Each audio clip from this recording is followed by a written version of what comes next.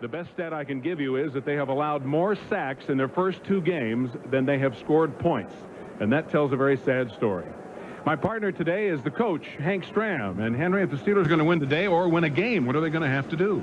Well, number one, Steve, I think they have to forget about who they're playing this afternoon and just worry about the Pittsburgh Steelers. I think from an artistic standpoint, I think they have to control the ball on 1st and 10. They have to win the game on 1st and 10. If they wind up with 2nd and long, 3rd and long, they're going to be in for another very long afternoon.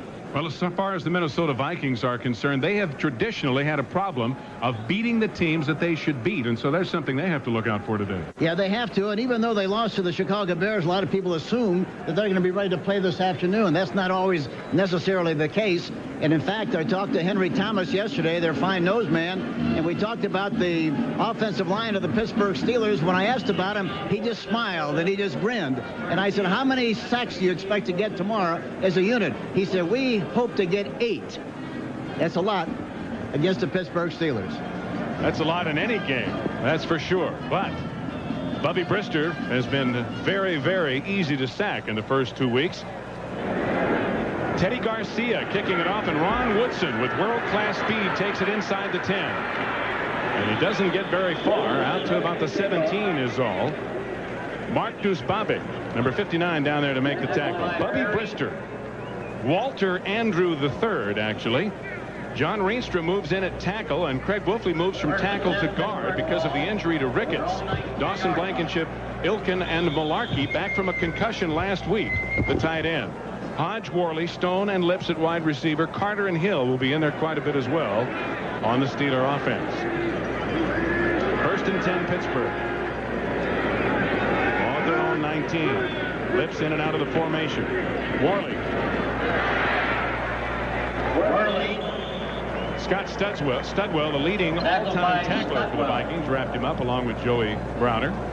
Noga, Thomas, Millard, and Dolman, and they are something else up front for Minnesota, the front 4. The linebackers behind them, Merriweather and Solomon, now have flip-flopped from strong to weak and weak to strong, and of course Scott Studwell always in the middle.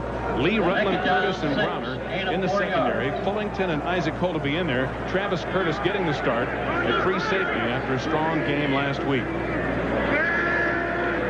2nd down and 6. Worley gained 4. Brister's first pass complete to Lips. Run down outside the 40 by Carl Lee. 1st down, Pittsburgh. 20-yard gain. That was supposed to be a play-action pass, but there wasn't much of a fake. And the reason there wasn't much of a fake, he's concerned about that rush. He goes back into the pocket, and he has plenty of time to throw, step and throw. Throws to the outside to Lewis Lips. And there you see him making the catch. But the key to the play really was getting the ball away very quickly. That's something they have to do this afternoon consistently, and they have to have a good start on 1st and 10, as I mentioned earlier. They have a 1st down, and Tim Worley has the ball. Studwell gets him as he crosses the 45, out to about the 46. Tackled by Studwell. Brian Blankenship that time, Blankenship really did a good job of pulling to the right side and got a good block on a linebacker. Studwell leading the Vikings in tackles this year, and for all time he has been in the middle. This is his 13th season. And he's like a coach in the field. He's a terrifically outstanding middle linebacker, but smart. He lost a few steps, but he's very smart. 2nd down and 7.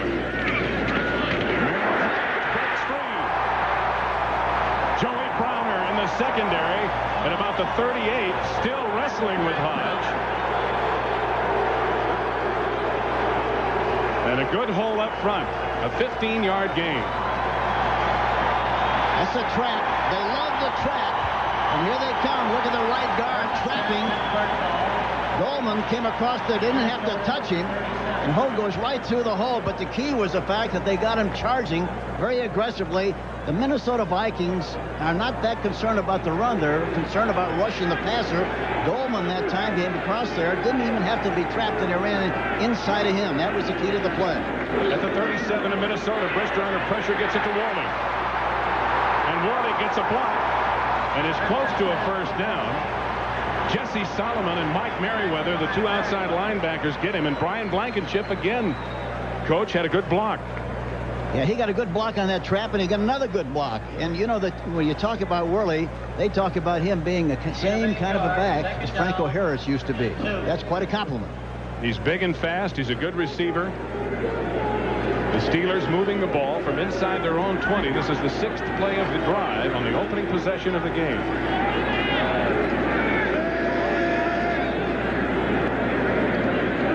Whips in motion. Worley has enough for the first down as he leans forward down to about the 27. And Mike Malarkey and Travis Curtis have a little extracurricular activity. Keith Millard on the tackle. Another trap. They come off the bus trapping people, and they're doing it typically this afternoon. That time, the left guard Wolfley was trapping on the play and got another good shot. Chuck Noll, who says his team has more depth than last year, and Jerry Burns, in his now 4th year as head coach of the Vikings. Brister over quickly to the sideline. And it is enough for a first down. Referee Dick Hantak. 27-yard line. Brister got the nickname Bubby from his 5 older sisters. And they couldn't say brother. They tried to say brother, and they came out Bubby.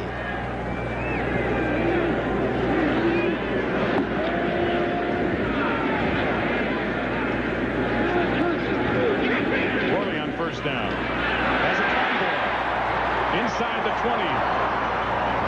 Now the Vikings say the ball came out and they have it, but the official right there says the ground caused the fumble. So the Steelers maintain possession. Here again, you know, people wonder about the pulling and the size of the offensive lineman of the Pittsburgh Steelers. Here we see the ball rolling around. 8 of 9 yards. Carl Lee appeared to come up with it, but officials ruled that it was a fumble caused by contact with the ground. The ground cannot cause a fumble. Now Hodge straight ahead. Penalty flag on the play.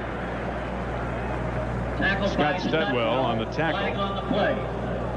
Looked like Al Noga that time was offside. Number 99. Couldn't tell for sure. We'll find out right now from Dick Hantak. Encroachment, defense, 5-yard penalty, first down. Well, he didn't identify him, but it must have been Al Noga. And again, on the left side, there you see him coming across prematurely in the gap between the guard and the tackle. So the ball moved inside the 15, near the 13, where it is 1st and 10. 12:25 to go in the first quarter. Steelers opening possession. Worley tackled as he gets the handoff and going nowhere. Worley. Keith Millard with penetration, and that's normal. Now what happened on the play? The guard is pulling, and Millard comes across into the gap where the guard pulled. Look at Wolfley pulling. Nobody touches him, and he stops the back in the backfield. But it's fun to play defensive tackler in when nobody blocks you, and you get a good shot at the ball carrier. That's exactly what happened on the play. And again, it shows you how the Minnesota line is firing off in an effort to try to get to Brister, but they haven't passed much. Steelers running the ball. 2nd down and 12 from the 15 after the loss of 2. Good protection. Touchdown. Mike Malarkey, the tight end, on a 15-yard touchdown pass, and very quickly the Steelers are out in front. I talked to Malarkey on the field before the game, and he said to me that the doctors told him that he shouldn't practice or shouldn't play this week. There's no way in the world I'm not going to play in this game, and here he is making his touchdown catch. The first one against his old team, the Minnesota Vikings. What a great thrill that must be for Malarkey. He had extra incentive to play this game after being hit and suffering a concussion against Cincinnati last week. He was hospitalized for a couple of days. Jerry Burns, the Minnesota coach, called him in the hospital. And now he's catching the first touchdown pass of the ball game against his old team. Converted by Gary Anderson as usual, and it's 7-0.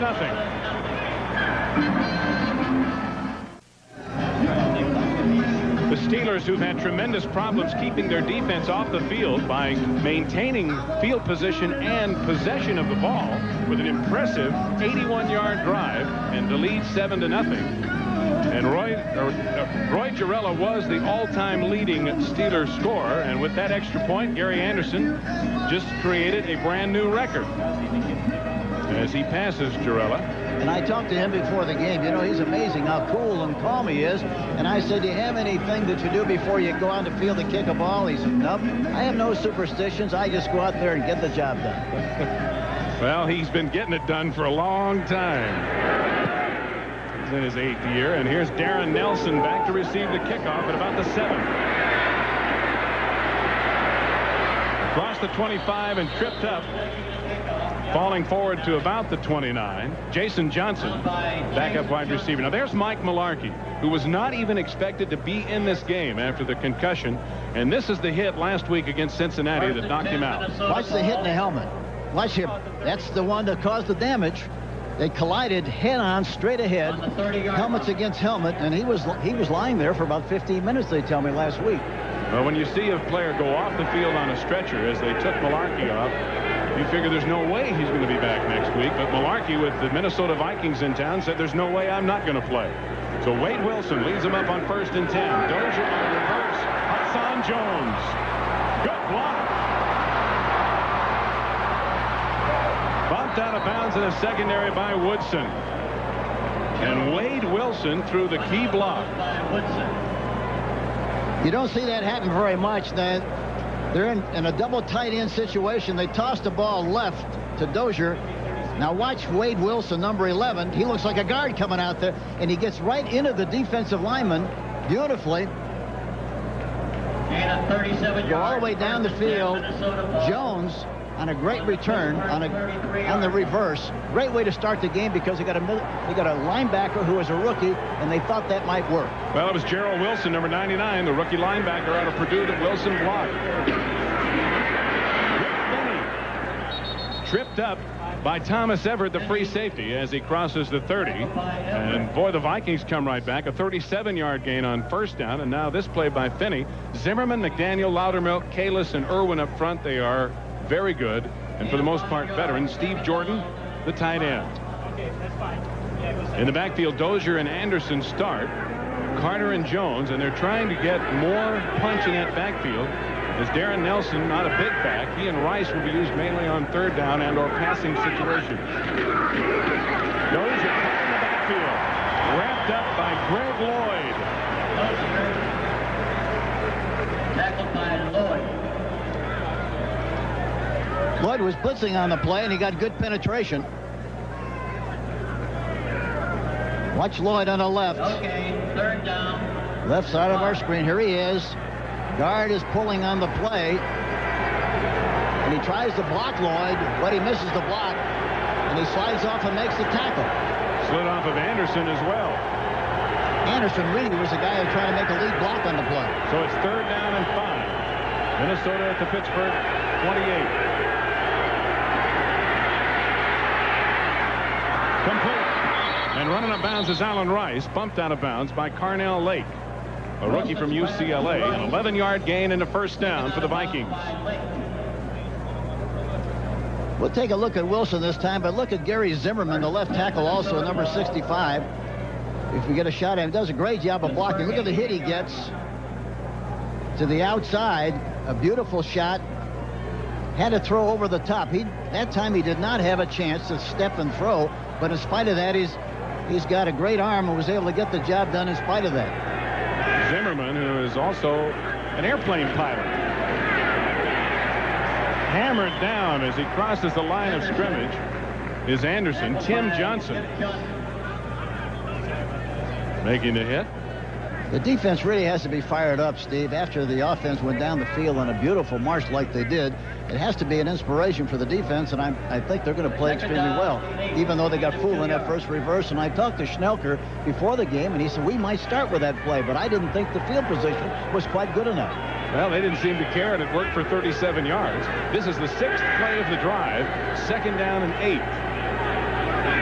Hassan Jones in motion. Finney. Anderson with a block on the corner and Finney down to the 10-yard line. Anderson that time, 46, threw his block a little bit too soon and didn't get into the guy like he should have. But in spite of that, Finney was able to get inside of him and make a few yards in the play. One of the things that the Vikings have been concerned about is not enough power running, so they're trying Anderson and Finney in the backfield together. The big backs, Anderson at 215, Finney goes 230. It's a sledgehammer backfield, and they like it. And it's helping them on this drive as they pounded it down to the Steeler 10, where it is 3rd down and 2.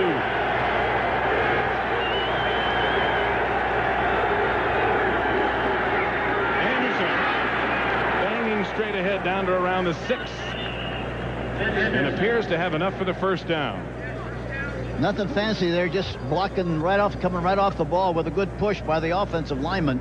Zimmerman, McDaniel, Laudermilk really got off the ball in good shape, and he cut behind those blocks and made the yardage. The Pittsburgh Steelers, they play their linebackers very close to the defensive lineman, and as a result, play-action passes as we go along in this game should be very efficient for the Minnesota Vikings. They like to use play-action passes in goal line situations. They're on about the 6 now, and it's 1st and goal. Dozier, not much of a hole. Maybe a yard is all. And again, it was 78 Tim Johnson who jammed it up in the middle, along with 95 Greg Lloyd. Dozier, watching him in the past, there was always something hurt. He wasn't able to play consistently. They were concerned about maybe his toughness and concentration and dedication. And there's a penalty flag down. Well, apparently not. Apparently someone dropped one by mistake and picked it up. But anyway, Bernsey talked to him at great length during the offseason. He's playing and running much, much better. 2nd and goal from the 5. Anderson hammering down. Touchdown. The ball gets away, but after Anderson was down, the officials called a touchdown, Minnesota. He got a good push coming off the ball. Kalis Irwin, the right side of the offensive line. And in this kind of a play, you got to get a good push. The center, Laudermilk, got a great block up front also. But it doesn't happen by accident. You got to get people blocked at the line of scrimmage and keep penetration away. Now timeout is called as Teddy Garcia is on to attempt the extra point. And Garcia's had a lot of problems, more so with field goals than extra points. He has a tendency to hook the ball a little bit to the left, and I think that happens because his left foot is pointed out a little bit away from the target, and it's a natural tendency to kick the ball left if that's the case. Well, apparently they're reviewing the play, so let's do the same thing. Here's a shot of it. Oh, I think they said the knee was down before the ball hit the plane. Let's take a look at let's look at his knee now. See where he goes down and where the ball is. And there are two things there, Hank. The ball squirts out. Yep. It does appear, however, he's down before the ball squirts out. Bill Swanson is the replay official. And that booth is pretty close to us up here. The other thing is, was his knee down before he broke the plane of the goal line? That's the key. The knee and the ball have to coincide, and if the knee is down and he doesn't cross the plane, well, that's where the ball is going to be put. Well, they're certainly taking their time. The umpire, Gordon Wells, whom you see right there, number 89, one of the more veteran. The player was down by contact. The ball will be placed on the 1-foot line. That's what it was. It is not a touchdown. And they'll move it back to the 1-foot line. So Minnesota will now have to punch it in again. And it'll be 3rd down and goal. Now here's a question, with a foot to go, usually with less than a yard, 1 foot, 2 foot, the rule of thumb basically is they let the quarterback run a quarterback sneak. They got the big backs in there. Let's see what they decide to do. Give it to a back or sneak it in with a quarterback.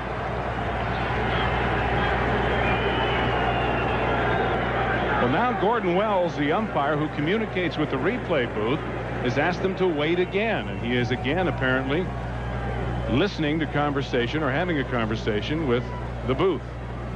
And to clarify that point, you have to understand his knee evidently they felt was down, and that's where the ball was when his knee was down, where they're marking it now, and that's the decision they had to make. If he's down by contact, and he was down by contact. That's right.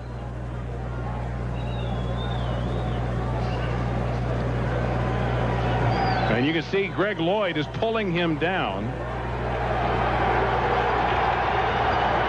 And that's the way it's going to stand. 3rd and goal at the 1-foot line. Wilson trying to sneak it in, and he made it. Touchdown, Vikings. Hardy Nickerson says no way. Steelers linebacker, but Wilson in there for the touchdown. And again, they really didn't get much of a push, but just enough. Here we see it now. Watch the line take off. Watch Wade Wilson. He tries to go over the top, and usually it's better for the quarterback to get a little lower, use his shoulders to get a little leg drive. But in spite of that, while he will still be able to cross the plane, touchdown for the Minnesota Vikings. So Teddy Garcia out of Northeast Louisiana will try to tie it up. And he does. And you can see how that ball does hook to the left, but it hooked through the uprights. A 70-yard drive has tied it in the first quarter.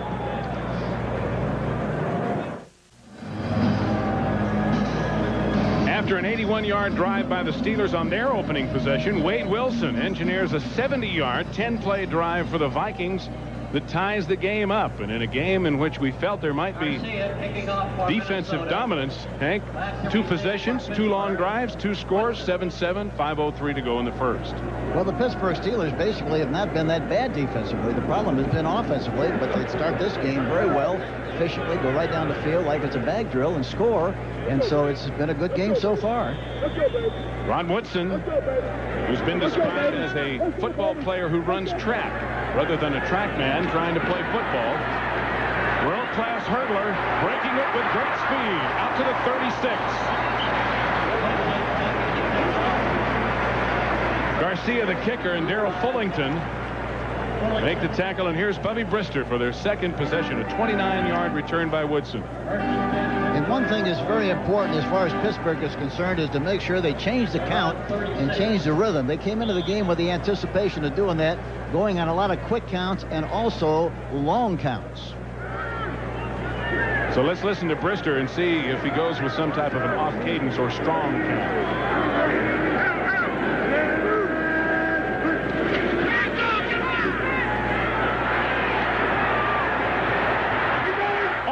Intercepted. It was intended for Dwight Stone. Reggie Rutland was back there with good coverage, and that's the first incompletion for Brister. He is 3 of 4. They have a lot of confidence in the fact that this team is a great rusher. So let's take a look at what happens on the play. Look at that. Boy, he was all over him that time. That looked like pass interference to me, didn't it? Well, it could have been offensive pass interference as well. Rutland had position. It sure looked like there was a misfire on the play. To the big hole. Hammered by Travis Curtis, the safety, or he might have had even more. And boy, the trapping, Hank, in that offensive line for Pittsburgh with the aggressive Minnesota front 4 seems to be working very well. Well, that's the great thing about having this kind of an offense.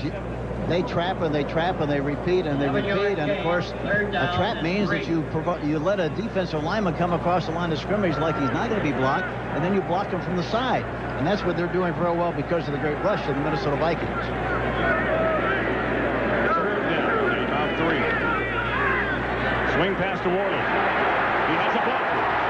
He has the first down, and he's in Minnesota territory near the 45 before Scott Studwell and Travis Curtis bring him down.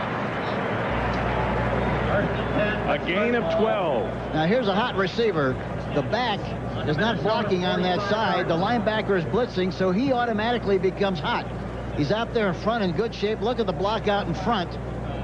A big hole Great running on the part of Worley, and they pick up a nice gain in the play, but they did it because the receiver was hot and the linebacker blitzed. And today is Worley's 23rd birthday.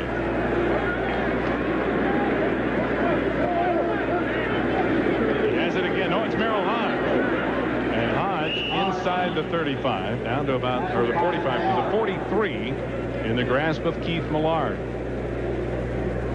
You get a kick out of watching this Pittsburgh team. I've seen them for so many years, and you have too, Steve. They haven't changed anything. They have a great philosophy. Chuck Noll is one of the great coaches. He'll go down in history, one of the great coaches in the history of the National Football League. He believes in this system, and you have to give him a lot of credit for doing what he thinks is right.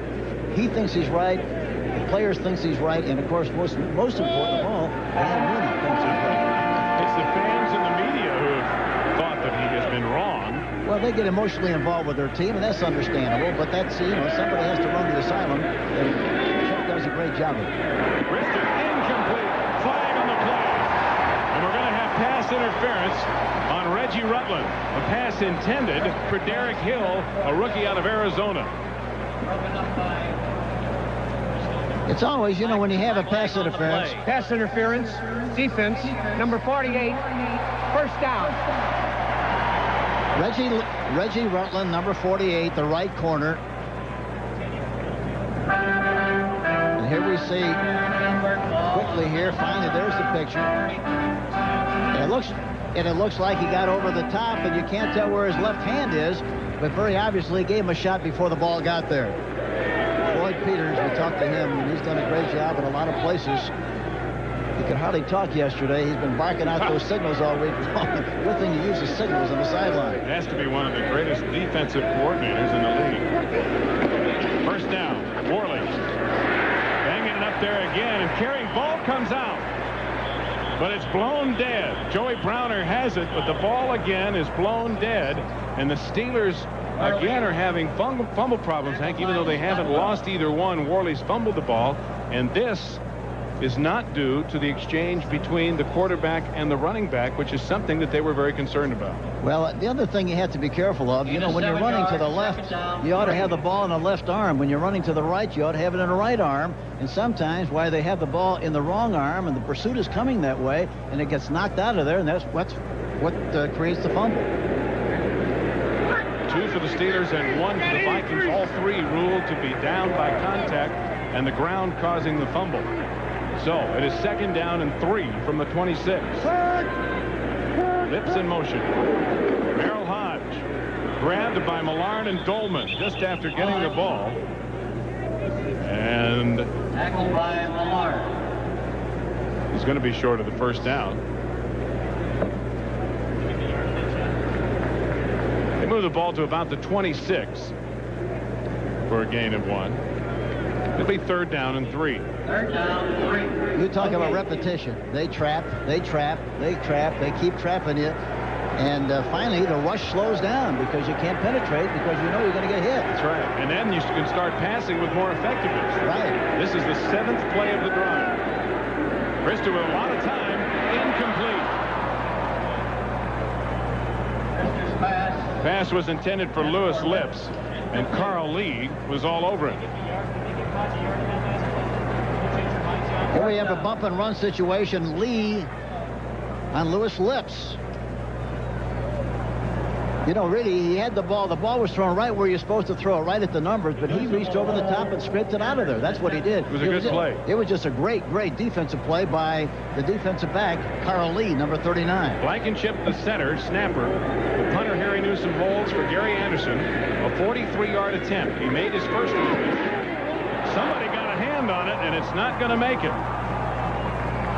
The attempt was blocked. It's blocked. And so the Vikings will take over on down. 1:03 left to go in the first quarter, and now we're still tied at 7 as Anderson's attempt is blocked by Tim Irwin. 76, Timmer, that's exactly who it is. He jumps up there and gets a piece of the ball. Offensive tackle Tim Irwin at 6'7" in there for that very purpose, because he is 6'7", blocking the attempted field goal. by Gary Anderson. So it's a 7-7 tie. The Vikings first and 10 at their own 25. Nelson. Not much running room. Maybe a yard is all. Hardy Nickerson brought him down. David Little also with a hit. Bob Schnelker calls the plays for the Minnesota Vikings, and he likes reverses. He likes Statue of Liberty play. He likes gimmick plays, but in between, he's got a lot of solid stuff and does a great job of calling the plays for the Minnesota Vikings. Virtually no gain on that play.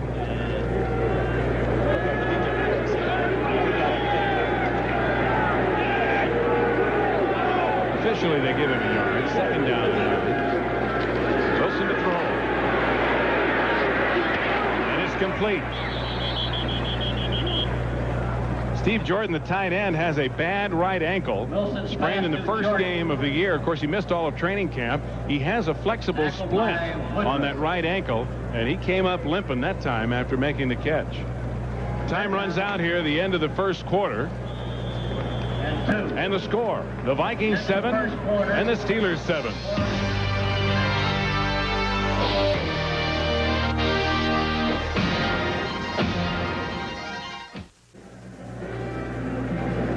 Cool and sunny here in Pittsburgh today. A nice break after the 24 hours of non-stop rain.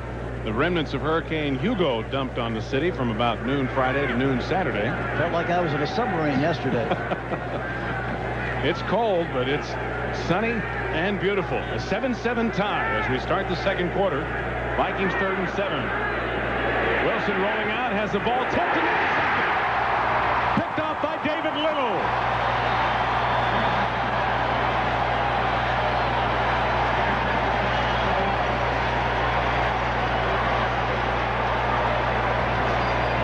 That was a play action fake that time. They pull a lineman to the right. And he rolls out to his left. Nobody took the bait. Nobody blocking.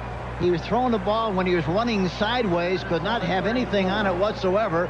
Trying to hit Anderson on the play. Little comes up with the interception. But the key was the fact that his feet were facing the sideline rather than up the field. He had nothing on the ball whatsoever, and he had strong pursuit from the inside that made him throw the ball before he actually wanted to. I'm not too sure Tim Johnson, 78, didn't touch that ball either.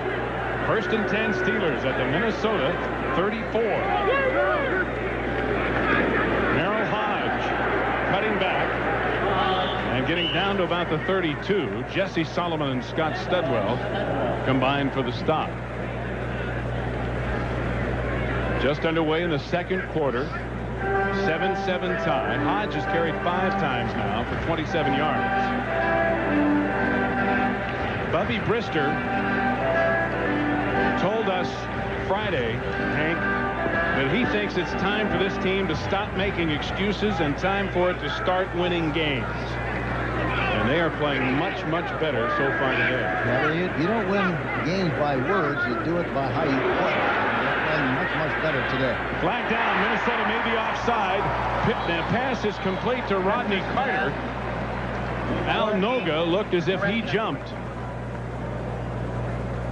To Carter, tackled by Merriweather. And that is the indication. Offside. Defense. Number 99. Penalty is declined. First down. It's a 13-yard gain on the pass. Here we see it on the right side of the screen. He jumps again. Now, this is the second time he's jumped because, again, they're using a variety of counts, a quick count and a long count. And how do they do that? They do it by saying red 25, red 25, set hut, then go hut, hut, hut, hut, hut. And they either go on a long count or on a short count. Lips goes in motion. Merrill Hodge straight up the middle. Down near the 15. Tripped up by Merriweather and covered by Studwell. It'll be second down. And about 6. Well, about 5, actually, as he gained 5.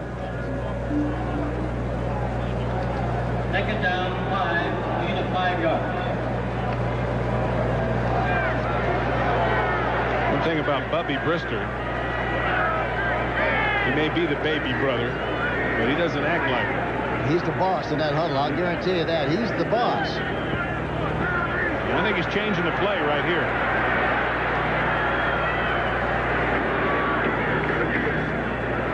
A yard or two is all.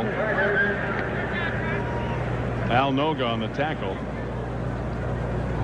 Tackle by Noga. You know, the thing that the Viking defense has been great against teams on 1st and 10. In the 2 games so far, they've only let teams average 2.8 on 1st and 10. So far, it's 3.7.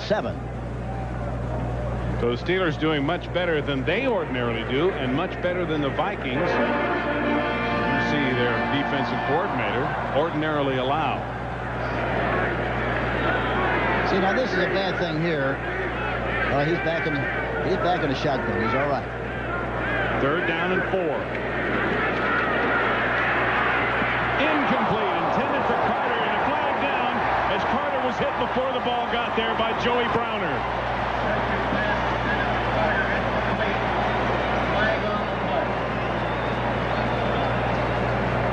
Pass interference. Defense. Number 47. First down.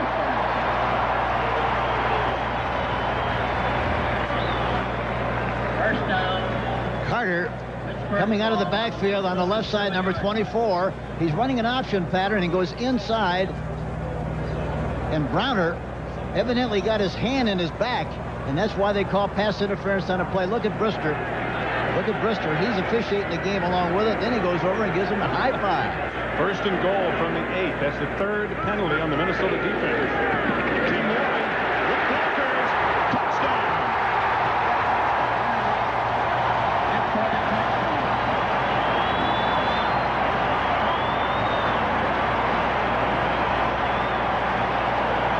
And Blankenship, the right guard, really got a great block out in front. Worley cut inside of that block. Watch the right guard, number 60, gets good depth. Watch him out in front. Here you see him. A good block. Great block on the outside, and Worley goes in that big hole and changes the scoreboard with a big 6. Terry Long also with a good block on the play. So Gary Anderson will come in to try to add to his record, and he does. 12:07 left to go in the 2nd quarter. It's now Pittsburgh 14, Minnesota 7. CBS Sports coverage of the National Football League is sponsored by Busch Beer. Head for the mountains of Busch Beer. Northwest Airlines. Their job is helping you do yours. And by Ford and your Ford dealer. Have you driven a Ford lately?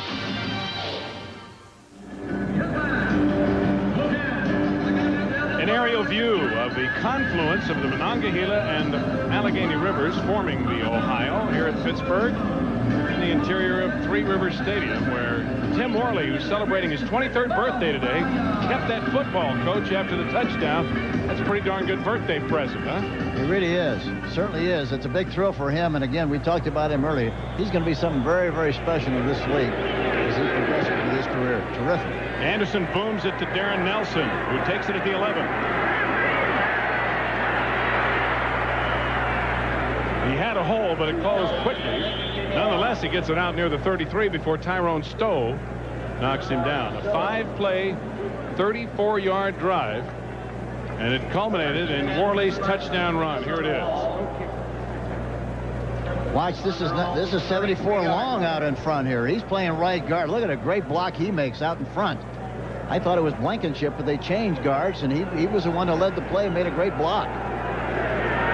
The Vikings start with pretty good field possession, or position rather, on this possession. And it has been score, score, score so far. Wilson with a quick hitch pass. Hassan Jones with some good moves. And Jones makes a lot out of very little as he gets it out across the 40. Hardy Nickerson and Dwayne Woodruff make the stop. Overall on 1st and 10, Minnesota has run the ball 10 times and only threw it 3 times. Unusual for the Minnesota Vikings because they like to pump it up on 1st down. We have 11.5 minutes left to go in the 2nd quarter. Pittsburgh leading 14-7. And the Vikings now with a 2nd and 3 at their own 40.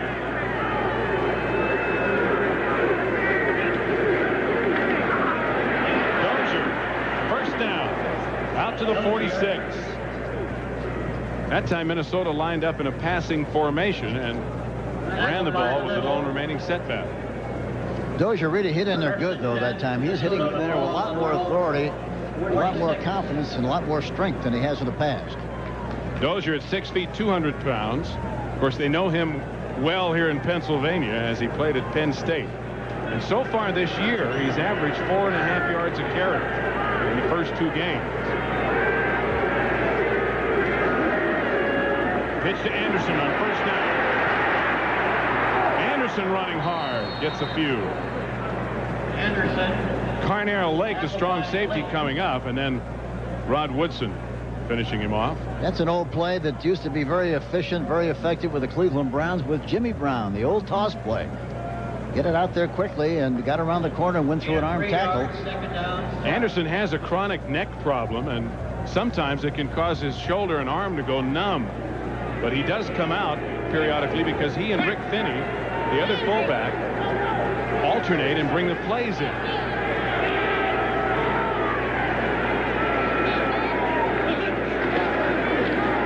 Wilson swings it out to Finney, who drops it.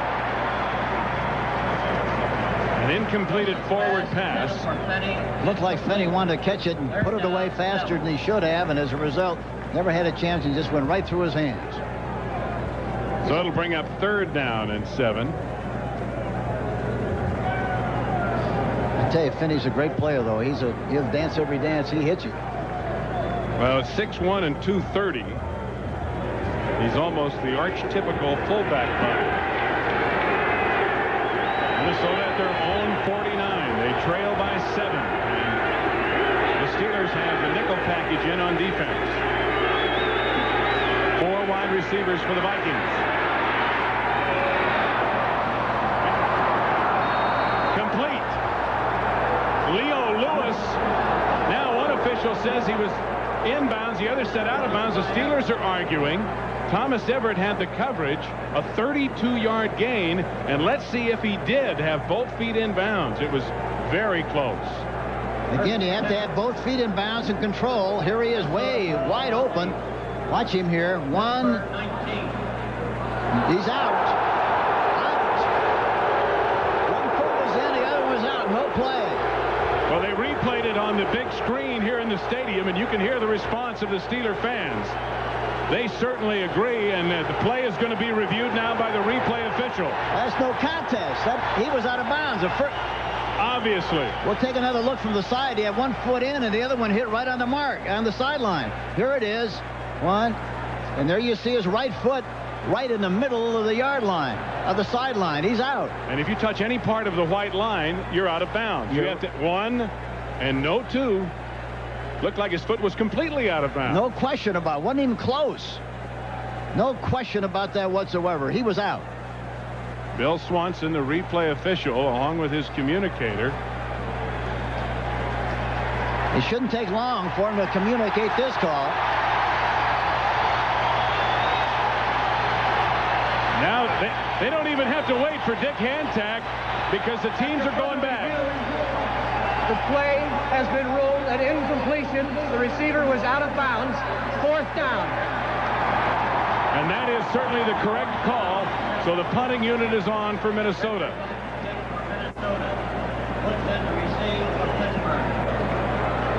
Well, this is the first time in 2 weeks that the Steelers are going to get a punt. Minnesota turned the ball over one time on one possession and scored on the other. So Bucky Scribner into punt. Excuse me, they might have forgot how to run a kickoff punt return. Well, with Rod Woodson back there, you better not forget. This guy can motor.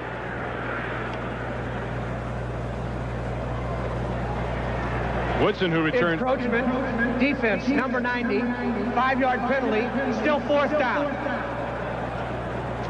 So the penalty on Stowe will move Minnesota forward 5 yards. Still far out of any chance for a field goal attempt. 4th down and 2. And Scribner will have a better shot, though, at trying to kick it out of bounds inside the 20. Last week, Woodson ran 4 kickoffs back for 166 yards. He can motor, even in high tops. Looks like he got boxing shoes on. Scribner does a heck of a job, but it doesn't take the right kind of bounce and goes through the end zone.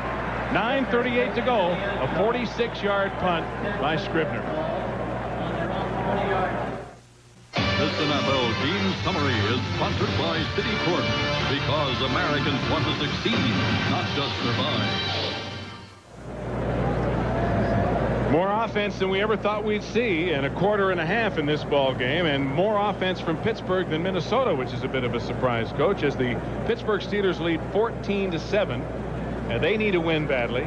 The Vikings, however, don't need to lose to another team that they really should beat. But that's what we talked about earlier. Sometimes you just take for granted because they lost last week, they would play extremely well this week. But that's not always the case, because invariably they say, well, this is a bad football team and think it's going to be easy. Well, Tim Worley's touchdown on his birthday is the difference in this ball game as he scores on a sweep right. Watch Terry Long, number 74. He wasn't supposed to play today. He's in their right guard. Look at the great block he makes on Studwell, the middle linebacker, and he goes in the end zone for the touchdown. And the Steelers, stopping the Minnesota drive, now have it 1st and 10 at their own 20.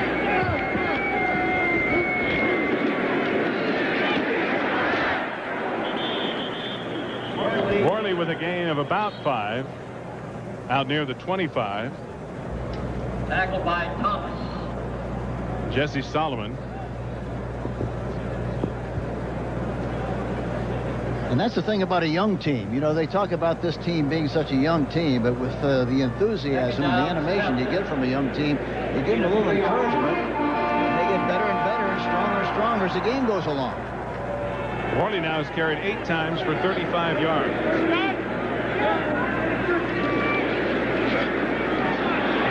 protection. Malarkey with a first down as he's out near the 35. Brought down by Scott Studwell and Mike Merriweather. The thing that's happening here is that Brister hasn't had good pass protection. And look at this pass protection against this very good defensive line. Step throw. Malarkey's open on the outside, puts the ball away. Gang tackle. They're trying to strip the ball loose. Merriweather is.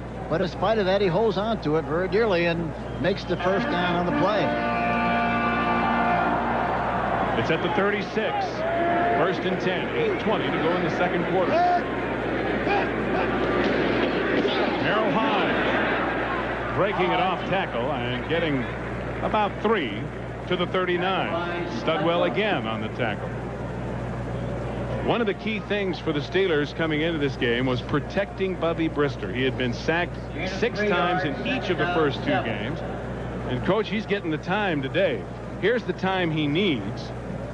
We talked to Coach Moore about how much time does he need for these various steps back and medium and long passes. Well, on a three-step drop, he needs 1.7.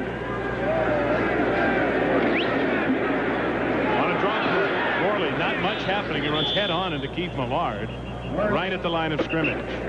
Tackled by Millard. Let's go back to the time graphic for Bubby Brister. If he's going to throw under 10 yards, it's usually a 3-step drop, and that's how much time he needs. 10 to 20-yard passes are a 5-step or medium range, 5-step drop. And a long pass, he's going to go back about 7 steps. He needs at least 3 seconds to get the ball away. Now, he hasn't really thrown long, Coach, but he seems to have had plenty of time if he had wanted to. Well, the other thing that's happening this afternoon is they're keeping both of those backs in on a lot of occasions, and on other times when he's throwing long, he'll keep the tight end in. So they got 8 guys blocking 6.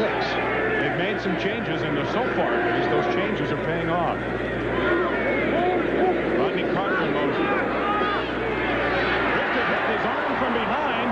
The ball is picked up by Henry Thomas, and it may be a touchdown. We'll see if, in fact, his arm was moving forward. There are no flags down, and it is a Minnesota touchdown. And that's the one thing they didn't want to have happen, to give him an easy, cheap touchdown. And that's exactly what happened on the play.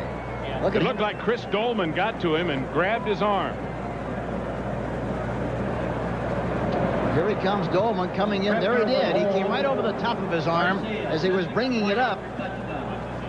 Popped out of there, and Henry Thomas picks it up and goes into the end zone for the touchdown. But again, a great play by Dolman, Chris Dolman, number 56. Teddy Garcia with the extra point out of Bucky Scribner's hold. And Henry Thomas, who says, I hate to watch football on TV, would like to see that play over again.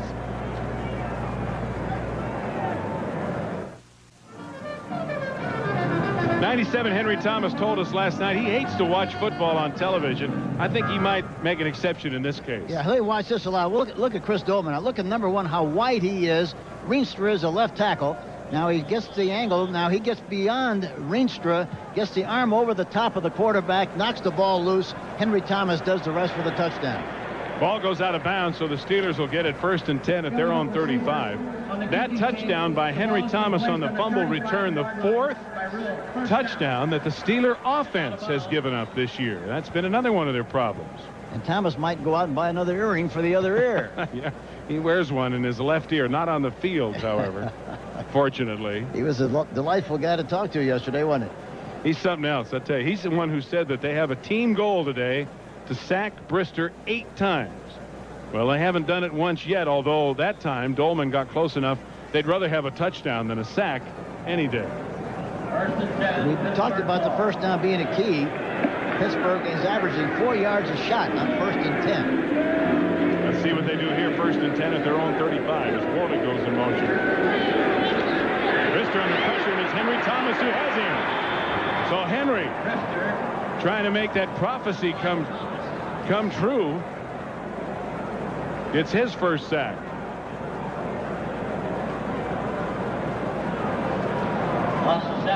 Henry Thomas, the right side of the screen here. There he comes on the inside.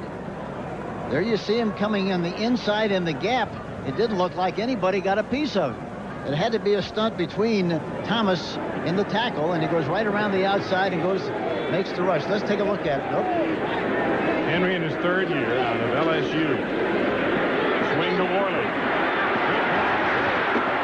Worley to the 40 before he's hammered out of bounds. Travis Curtis, the safety man, made the tackle, and it was Tunch Ilkin who made the block that sprung him for a 12-yard gain, number 62. And that was a good call because they're getting such a severe rush. The screen pass that time was perfectly thrown and executed extremely well. And another big game by the Pittsburgh Steelers. Tunch Ilkin, who was born in Turkey, came to America at the age of 2. His mother, as a matter of fact, was Miss Turkey of 1950.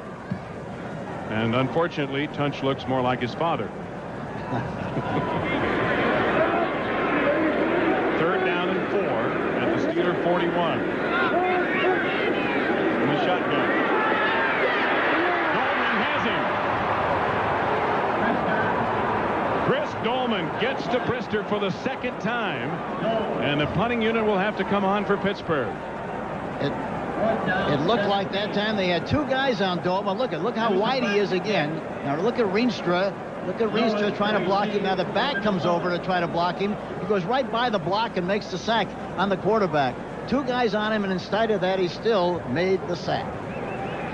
3rd sack for a minus 31 yards. So they're on their way to their goal of 8. Harry Newsom to put it away, and Leo Lewis, the veteran for Minnesota, takes it at the 22 and has some room. Lewis taking the kick. Down by Stone. 5:27 to go in the first half, tied at 14. And also next week on Saturday, you'll see a matchup of SEC powers. Number 4 Auburn will be in Knoxville to take on the Volunteers of Tennessee. They're 14th ranked this week, so a good one on college football here on CBS next Saturday. It all begins at 2:30. 14-14 tie with 5:27 to go in the second quarter. Minnesota 1st and 10 at their own 35. Wilson with time. Now flushed out. And only a 1-yard gain in the grasp of Keith Willis, number 93. Willis coming back from a very serious neck injury last year. He had a herniated disc in his neck. Gerald Williams that time also got a good push on the outside. So the Steelers with a little pressure of their own, and it's 2nd down and 9 at the 36.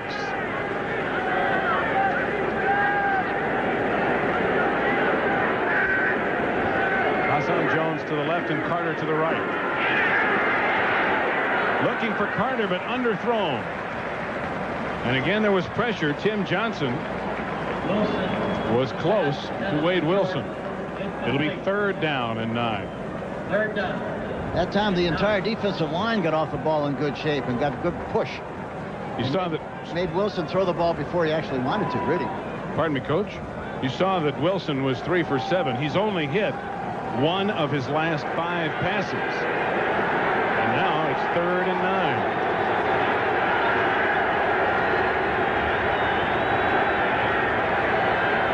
Gustafson in motion. Lots of time. And Wilson throws it away. Everybody was covered as the Steeler defense nickel package did an excellent job. And Wilson did the wise thing, Hank, not trying to force the ball. Well, he did the only thing he could do, really, is get rid of the ball so he would avoid a sack. But that defensive line they're really smoking coming off the ball. That Pittsburgh Steeler line is. They're controlling the line of scrimmage right now. Bucky Scribner in to kick it away. And Rod Woodson stands inside his 25. Scribner left foots it out of there, and it's a wobbly kick taken to the 28.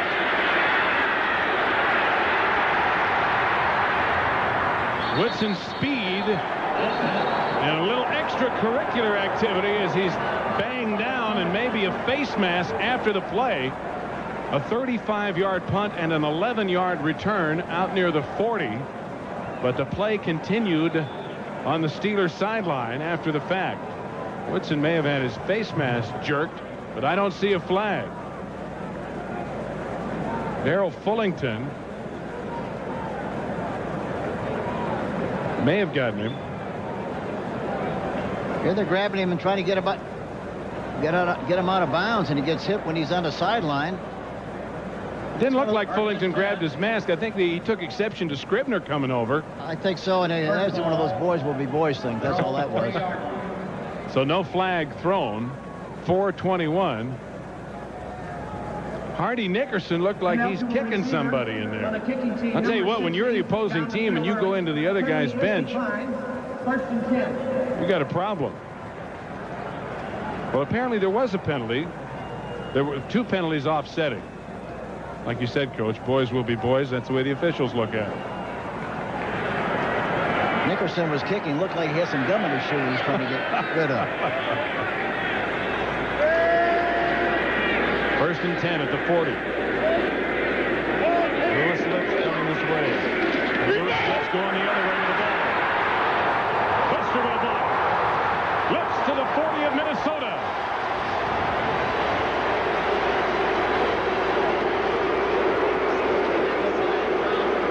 A 20-yard gain before Joey Browner brings him down. And Bubby Brister, look at the block he gets now. Look at this. Hands off. Now watch him. He's out in front. Look at this block out in front now. Here he comes. Well, he gets him from the backside, but at least he knocked him down. He might have been caught from the backside, but Brister made sure he didn't and threw a nice block out in front. Steelers pulling some tricks. Gaining 20. 1st and 10 at the Vikings 40. Incomplete. Intended for Derek Hill. Reggie Rutland with the coverage and a ball that looked like it could have been caught. People are wondering why the rush isn't more severe of the Minnesota Vikings. The reason is that it isn't better is because of the traps. They've been trapped so much all afternoon that the defensive linemen get a little concerned about it, and it slows down their rush just kind of unconsciously because they're afraid of penetration and getting trapped from the inside out. It's another reason that when you get those trap plays working, you can go to the play action pass and really hold those guys. And that's what the Steelers like to do. Here it is 2nd and 10. Over the middle to Merrill Hodge. A gain of about 5 to the 35. Jesse Solomon and Scott Studwell had the coverage.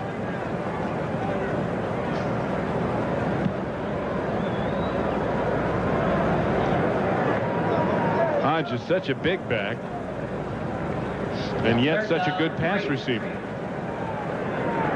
That That's the kind the Steelers like. Chuck Noll has always tried to have a backfield that can catch. Even with all the yards Franco Harris gained, he was used as a receiver. Well, the way football is played today, you can't have a backfield, a back who can't catch the ball. He has to be able to catch the ball, too. Rodney Carter has it knocked away. Tunch Ilkin falls on the ball.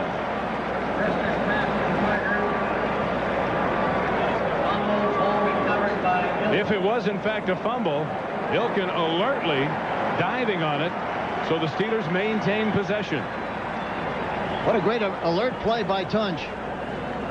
There you see him, number 62, waiting. There he makes a block. Ball goes down to Carter. The ball pops out of there. Now watch it come out and watch Tunch come flying in there and making the recovery. A lot of times they kick it, those linemen kick it for a first down the other way. Tunch didn't punch it. Warren inside the 20. Clock stops with 2:02 left in the half. Joey Browner and Reggie Rutland bumped him out of bounds. Steelers are mixing it up very well, Hank. Oh, they really are. But they see they're keeping them guessing, and they're taking them away from what they really like to do is rush the passer. But they're running so well, especially on first down. They wind up with 2nd and 3, 2nd and 4, 3rd and 4. That's a great situation for the quarterback and the team to be in offensively. And they have a 2nd and 3 now. Worley has carried 10 times for 44 yards.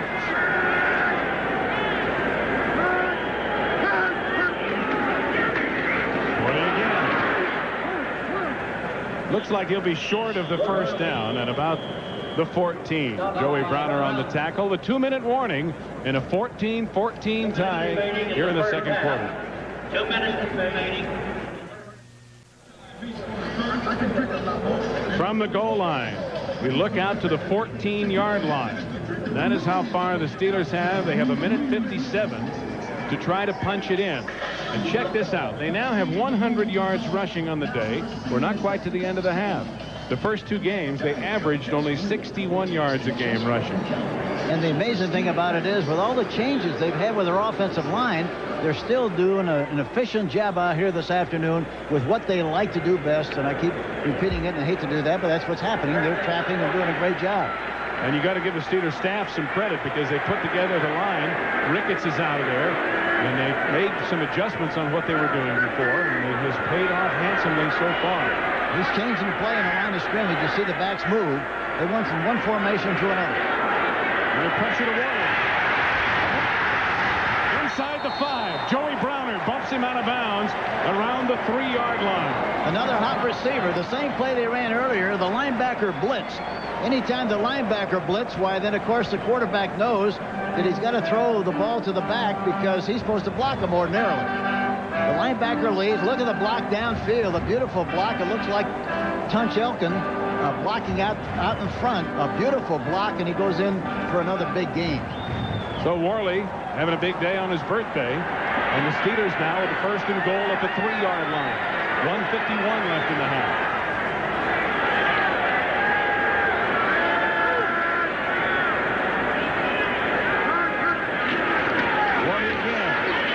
Maybe a yard to the 2.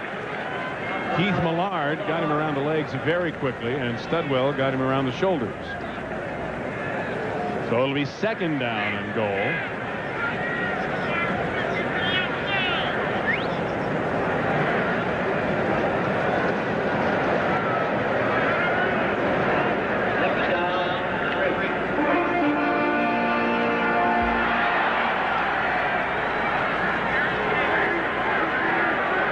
This is the 9th play of this drive.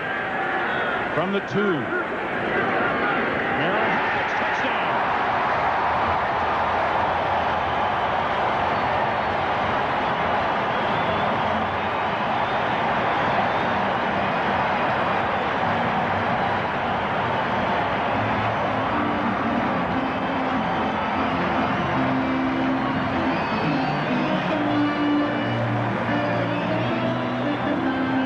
The right guard again.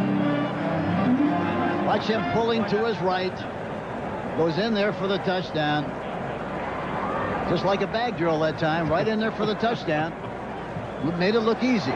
Well, the Steelers are doing exactly what they like to do and what they have been unable to do the first 2 games of the season, and they're doing it against a team perceived to be much better than themselves. 21-14 Pittsburgh.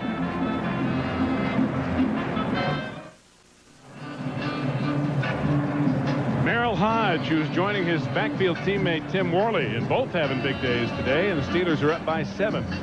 Next week, CBS Sports coverage of the National Football League continues with doubleheader action. Most of you will see either Washington at New Orleans or Tampa Bay at Minnesota. Atlanta will be at Green Bay. That'll be played in Milwaukee. Second game of the doubleheader features either the Rams in San Francisco or the New York Giants and the Dallas Cowboys. So a doubleheader next Saturday, or Sunday rather, here on CBS. Jerry Burns, talking to him last night, Hank, some of the things that he was concerned about are happening today. Well, he's been in coaching long enough to know there's no such thing as an easy game. He was telling his squad, it happened many, many times in the past. We've got to play like we're capable of playing. So they've been in for a dogfight here this afternoon. Nelson from the goal line run out of bounds as he crosses the 25, and the clock stops with 1:05 left to go. Larry Griffin, safety in his 4th year out of North Carolina, bumped him out. A 26-yard return for Nelson, and Wade Wilson and the Vikings will have 1:05 to try to get going and retie the game. They have all 3 of their timeouts left here in the first half. Pittsburgh with another impressive drive. 9 plays, 60 yards. They ate up over 3 minutes of the clock. And they lead 21-14. Wilson is 3 of 8 with 1 interception. He has time, and he has Carter. First down at about the 43. Carter covered immediately by Delton Hall. And the Vikings, with the clock running, go without the huddle. A 16-yard gain. And down to about 45 left in the half.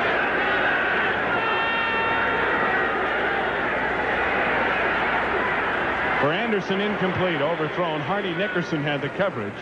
And the clock stops with 38 seconds to go in the half. We got a shot of Wade Wilson calling the plays on the line of scrimmage for the no-huddle offense. People sometimes wonder, well, why don't you call 2 plays? You don't want to call 2 plays because you want to call them on a line of scrimmage so that everybody knows exactly what the play is, what the cadence is, so they don't make a mistake. Sometimes when you call 2 plays in a huddle, by the time they run the second play, they forget what that second play is, and of course you blow the drive. So that's very important. It's interesting to see that's what he's doing here in the no-huddle offense. Gustafson in the slot to the right. Wilson dragged down at the 40, at the 39. Tim Johnson and Keith Willis. And the Vikings have to use another timeout to stop the clock with 31 seconds left to go in the half. Timeout. Minnesota. Tim Johnson, 78. Willis, 93. This is a 40-second timeout. Well, they're smoking. And they force him to run the football. Of course, one of them looked like Johnson got very good penetration, and he ran inside of Willis who was rushing from the outside, and lucky to get back to the line of scrimmage.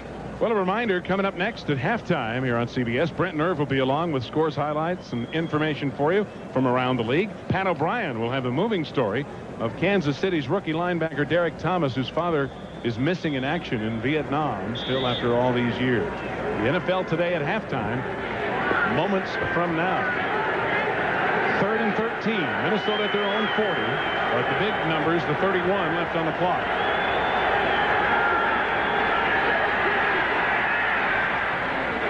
Incomplete, intended for Jim Gustafson. Rod Woodson had the coverage in front, and the ball was leading Gustafson too far, so it'll be 4th down. And Woodson is playing on the left corner now instead of the right corner like he normally likes to play. And the Steeler fans give their defense a standing O. As Woodson is back at his 20, and Bucky Scribner will kick it away.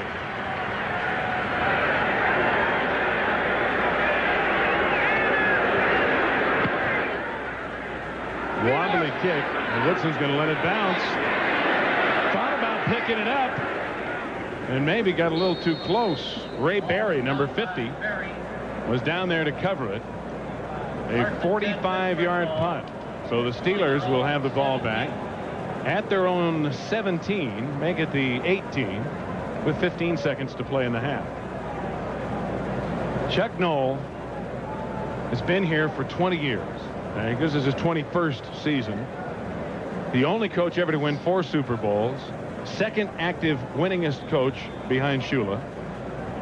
And yet fans and media want his head after the way the Steelers started out this year. No, they don't want his head. They want him to win.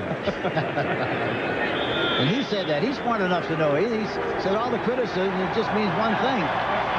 Win the game. That's it. Well, they're leading as time runs out. They don't need to run another play, and they will go to the locker room at halftime leading Minnesota by 7 points. Jerry Burns concerned that his team might have a letdown, concerned that the Vikings have had a history of not beating teams they are supposed to beat, will go in at halftime and tell his troops, I told you so. As the score here at halftime is Pittsburgh 21 and Minnesota 14. And the key, Hank, really has to be the Steelers' ability to run the football. They have done it. The key really has been the fact they've run the football, but the key has been they've run it on 1st and 10. They made a good chunk on 1st and 10. It was never a critical situation on 2nd and long and 3rd and long. And conversely, the Minnesota Vikings have not been able to do that on 1st and 10. It's just reversed. Steelers with 103 yards rushing in the first half. We are at halftime here in Pittsburgh. The score, Pittsburgh 21, Minnesota 14. And let's take a look at the touchdown the Steelers scored near the end of the half that gave them the lead. There you see the right tackle that time, Tunch. Ilkin pulling to the left. He ran right back behind that cavity in that area, went in there unmolested for the touchdown. Merrill Hodge scoring easily, and it's 21-14. Pittsburgh leading. So stand by for Brent Nerve in the NFL Today at halftime. 21-14 Steelers. We'll see you in a bit. CBS Sports coverage of the National Football League is sponsored by the new generation of Oldsmobile. Step into the future now at your Oldsmobile dealer. Diet Coke, just for the taste of it with 100% NutraSweet. And by AC Delco, automotive parts that don't just fit, they match.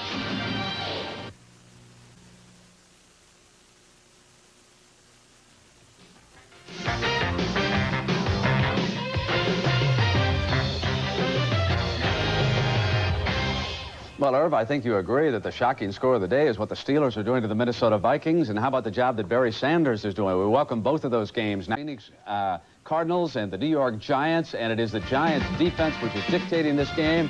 And Magic standing on the sideline, enjoying the work of this Giants secondary. Secondary is alert this first half, Brent. Terry Kennard kind of picks this Hogaboom pass off and rambles 58 yards for the touchdown. But, you know, you expect great plays like this from the Giant defense because they do have a sound defensive football team. They're on the rise again, Brent. 4 interceptions, 3 against Hogaboom in the first quarter. And, oh, yes, they turned LT loose, too. When you turn LT loose, it's bad news for the offense. Gets a big sack there, number 56. So it's easy so far for the Giants. Washington and Dallas, the Cowboys have been held to only 3 first downs so far in this game. It is 17-7, Irv. Your Alvin Walton's a pretty experienced, strong safety. He kind of suckers Troy Aikman into this, kind of laid dead there. Picked this interception off, rambled 29 yards for the touchdown. Now, Brent, one of the problems the Cowboys has, they don't have good team speed. Ernest Biner simply outruns the defense there. So the Cowboys are down by 10 right now. All right, many of you are watching this game, 2013. Barry Sanders is making it a little bit tough now for the Chicago Bears. And, of course, tomorrow night, Bob Galliano is due to be married to beautiful Kim Newman, the swimsuit model who hopes that her husband stays healthy and those big bad Bears don't chew him up in the second half. Barry Sanders keeping a lot of heat off him, and Mike Ditka says, wait a minute. Rookie's not supposed to do that. How about Mike Tomczak? Tomczak taking a pump here and then leading Dennis McKinnon perfectly in the end zone for a 40-yard strike. But only 20-13. All right, Minnesota and Pittsburgh. And yes, that score is accurate. Those of you in Chicago, 21-14. The Steelers with the lead in that game. Buffalo and Houston down in the House of Pain. More pain for the home team, and that's rare. 13-10, the Bills with the lead right there. Seattle and New England, normally the Seahawks do not fare well on the East Coast. Not so in the first half against the Patriots today. Atlanta and Indianapolis, a couple of field goals by the Falcons. Perhaps the Falcons are the most improved team in the league. And then again, perhaps it is the Tampa Bay Buccaneers. Buccaneers lead the Saints 10-7. And we'll continue now with the NFL Today after these messages from your local stations.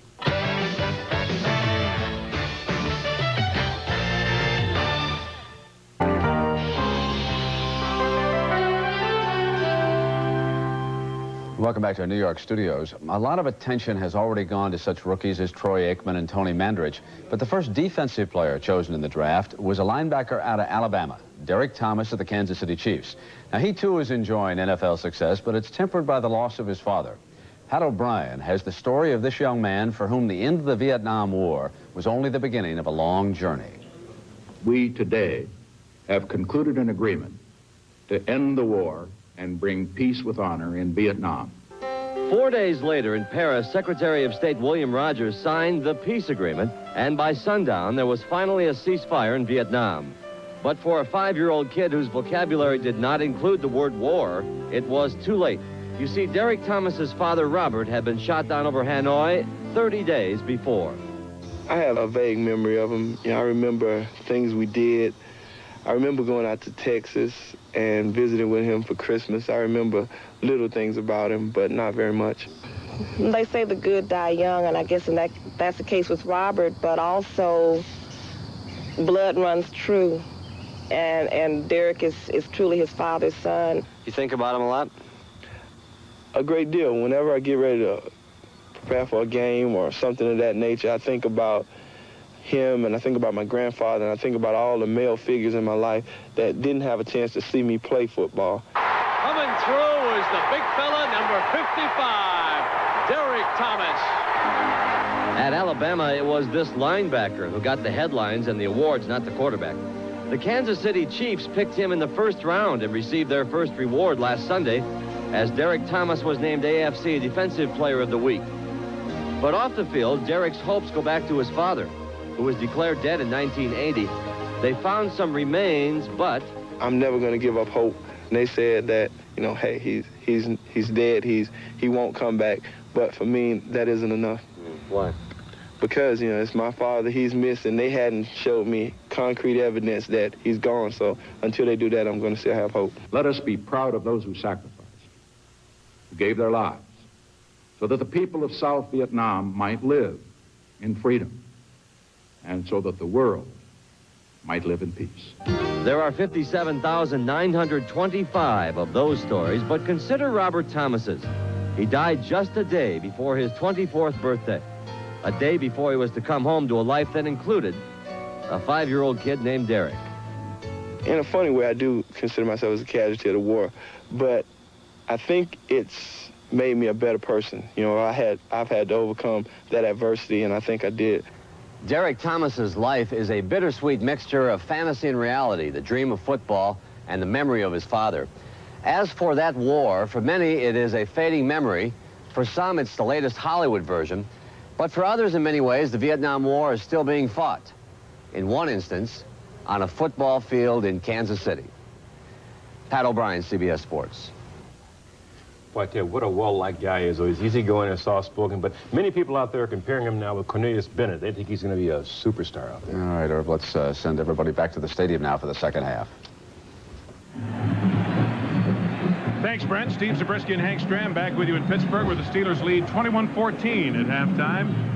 And my partner, the coach, the old predictor here, has done it again. You said at the beginning of the telecast, rushing yardage on first down was going to be the key. And, boy, that's been all the difference in the world for the Steelers. Really has been, because, again, the Pittsburgh Steelers have averaged 4.6 yards per try on 1st and 10. And they wind up with 2nd and short, 3rd and short. On the other hand, the Minnesota Vikings have only averaged 2 yards a try on 1st and 10.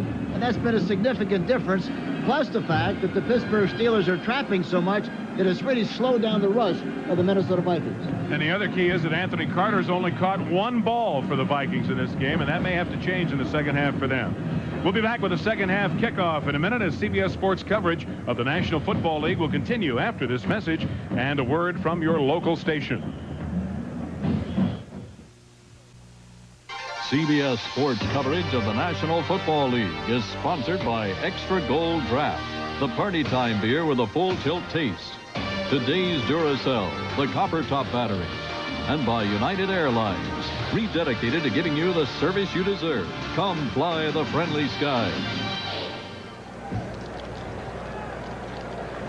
Three Rivers Stadium in Pittsburgh, where we're set for the second half kickoff. Gary Anderson will hit it away for the Steelers as they lead 21-14, and Darren Nelson will take it for the Vikings about 3 yards deep and not run it out. Touchback, 1st and 10 at the 20. Let's take a look at the statistics in the first half as the Steelers had 100 yards rushing and 190 total yards in the first half. Coming into this game, they have been averaging 164 yards per game total their first 2 games. The Vikings, on the other hand, have not been able to generate enough offense. And the Steelers defense has given up 439 yards average per game in their first 2 games. Minnesota's got to start this second half and establish something solid and strong. Alfred Anderson running strongly, and a good first down yardage with a rushing play that time. Thomas Everett and Rod Woodson stop him in the secondary, and it's a gain of 8, so it's 2nd down and 2. That's the kind of, they got to do something to hang their hat on in the second half, where they can rely on something strong and solid, and then go from there and throw the ball along with it. They got to throw the ball too on 1st and 10. Those linebackers as tight as they are. Wilson has not gotten on track throwing the ball as yet. Rick Finney, he has the first down and pounds to the 35. Hit there by Everett, Lake, and Nickerson. Here's a good shot of the linebackers. They're in there very tight. Most of the time, linebackers in that position, talking about Little on the inside, and also Nickerson, are normally about maybe 4 yards deep. They're about 2 yards deep, and so as a result, they're very vulnerable. Good against the run, but should be very vulnerable against play-action passers. First down, Minnesota at their own 36. And he cuts it back, breaks a tackle, and rumbles for another first down as he gets it to the 47. Alfred Anderson with a good block, an 11-yard gain. And the other thing about linebackers who play in there pretty tight is that they get stuck in the traffic and hard to pursue. First and 10. Well, let's watch number 50, David Little. Watch Little now.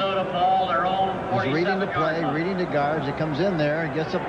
They get a block on him. He tries to make an arm tackle on Finney. They're going to do that with him. He's going to go right through there like a revolving door. 230 pounds. You better bring more than your arm.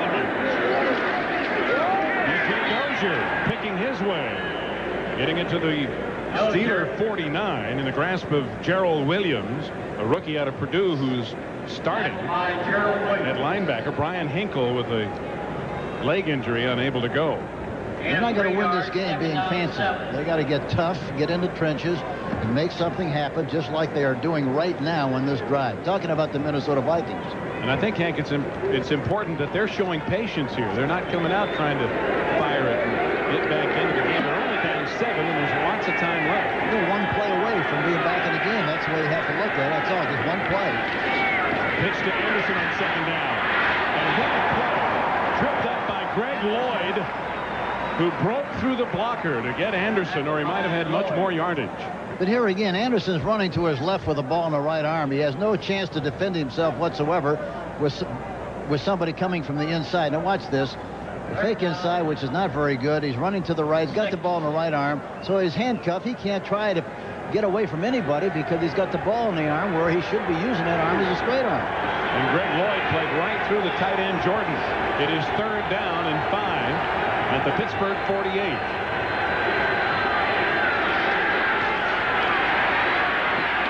Complete. Alan Rice bumped out of bounds by Delton Hall, but not before he picked up the first down. It's a gain of 14, and Minnesota 1st and 10. That time they had pretty good protection, and that's something they haven't had too much of in the first half. Watch the stunts of the defensive line, but look at Wade Wilson has plenty of time to step and throw. That's the key. Throws the ball on the outside. And, of course, is good for a first down to Ellen Rice, number 36. Just inside the Steeler 35. In a tight formation, Wilson throws and completes it to Anthony Carter. A flag is thrown on the play. Rod Woodson hit him immediately, and we'll see if he hit him too early. Dick Hantack, the referee, will give the call. It is interference against Pittsburgh.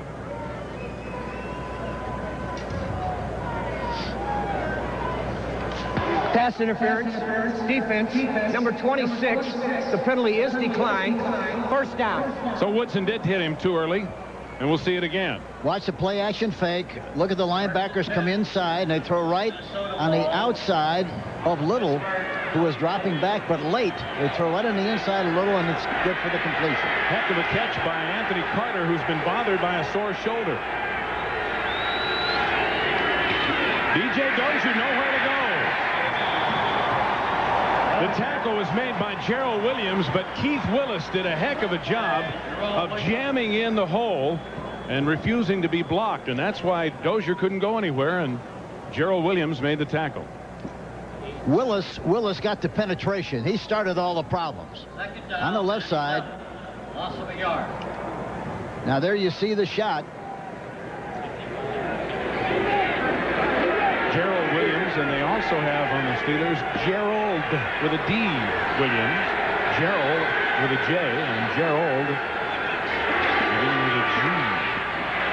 Wilson completes it to Carter at the 20.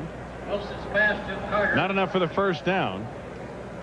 Thomas Everett, the free safety, tackled Anthony, who is starting to make his presence felt. He had only one ball in the first half.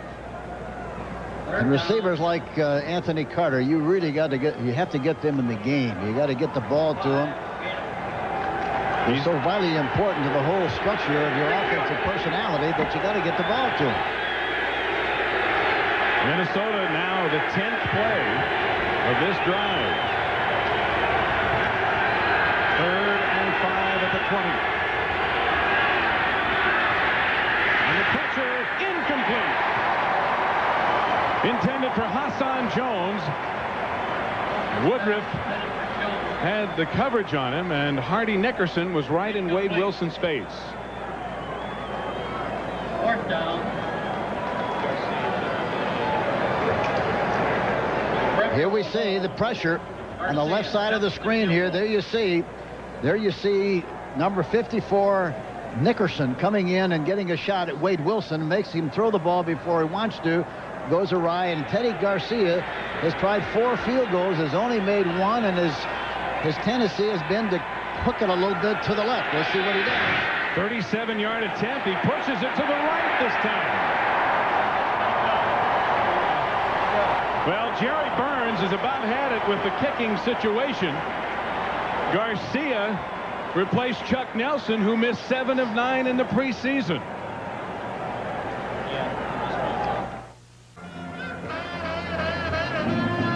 Teddy Garcia is studying overcompensation. He's been hooking everything to the left. Now he pushes it to the right. The other thing is very important with the kicker, Steve. Somebody, the specialty team coach, somebody ought to be going over to him, pat him on the back, try to encourage him instead of letting him sit over there all by himself and fret about what he just did. I think that's very, very important, and I'm sure somebody will talk to him before he gets back in the game for another kick. Well, he lost his job last year at New England because he said he couldn't kick on artificial turf. And then I saw him do a game and he missed on artificial turf. Merrill Hodge with a big gain on first down, almost a first down. Tunch Ilkin again with a good block, and again the Steelers with a big running yardage on first down, a gain of 9. And their quarterback got to be all smiles. Well, here are the kickers that are available in case Jerry Burns is still looking. Of course, Chuck Nelson was the kicker for the Minnesota Vikings. How about Lou Groza? Think we ought to bring him back? Boy, was he something special. He'd be the only straight-ahead kicker left, probably. Didn't have a hole for him. That's right. 2nd and 1. Hodge again diving for the first down. as he gets across the 30. Garcia's got a good leg. Going back to Garcia, he really has. He's got a good, strong leg, and he just needs a little encouragement and I think a little tender love and care to get him back in the groove, because he's got too much talent to miss kicks. Well, when he was in New England, he said he had a problem with the artificial turf because they don't have the tee now. Last week in Chicago, when he had problems, he said he had problems because of the grass. Hey, you can't have it both ways. No, you wouldn't think so. But here again, he really has got a good leg. Well, kickers, it's like Yogi said about baseball, 80% of it is half memory. Catch. Tackled right away by Carl Lee. But Lips with a good first down gain. Lewis Lips, who's in the funeral business in Hattiesburg, Mississippi. Very simple pattern to the outside is bump and run on Lee. Breaks it. It's a speed outside move. The ball's right on the money. A quick pattern. And Lee comes up to make the tackle. But that's the kind of stuff they want to throw because they're concerned about the rush, as we talked about earlier. They get rid of the ball quickly when they want to and get a nice chunk on first down. They picked up 6, so it's second down and 4.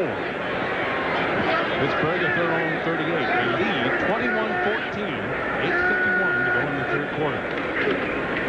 Worley banged up by his own men as he was unable to go anywhere, and the Vikings with great penetration that time. There'll be a loss on the play.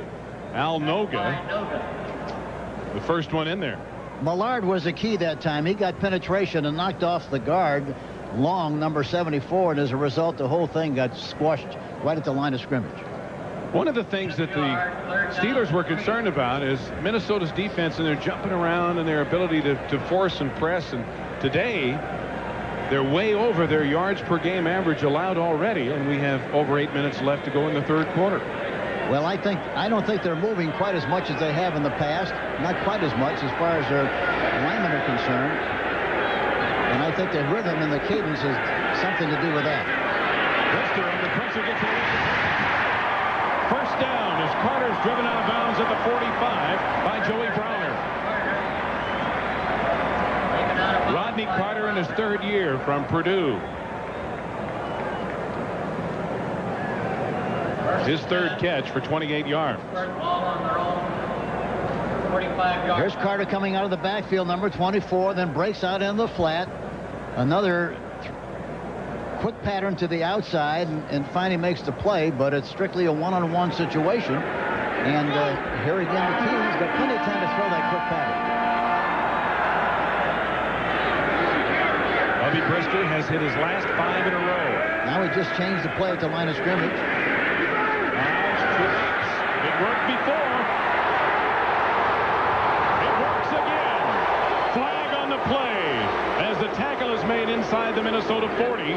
Brister again had the block. This time he got Jesse Solomon.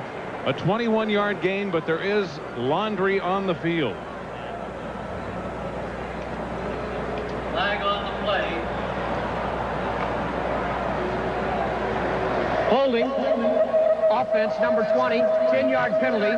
Repeat the down. First down. Dwight Stone, the running back, guilty of the hold. So Lips, big gain on the reverse, wiped out. Here's the left side of the screen, holding downfield. There you see him. He's pushing and shoving above the waist. Very obvious. Offensive tackling, you might call that. That's right. That's only the second penalty against the Steelers.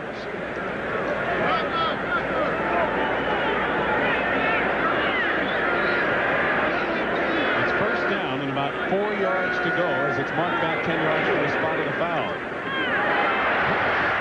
First down as he hammers to the 45 and then gets hammered by Big Tim Newton.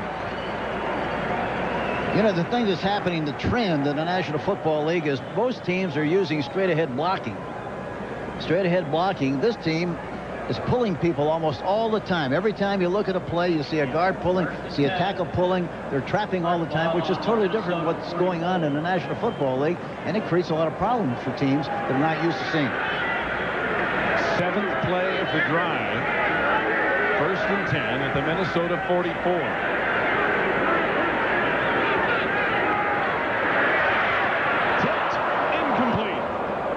It was intended for the tight end Mike Malarkey. It looked like Mike Merriweather, number 57, might have gotten his hand on the ball. Second down, 10. Merriweather, 57. See, now he's got plenty of time to throw the ball again.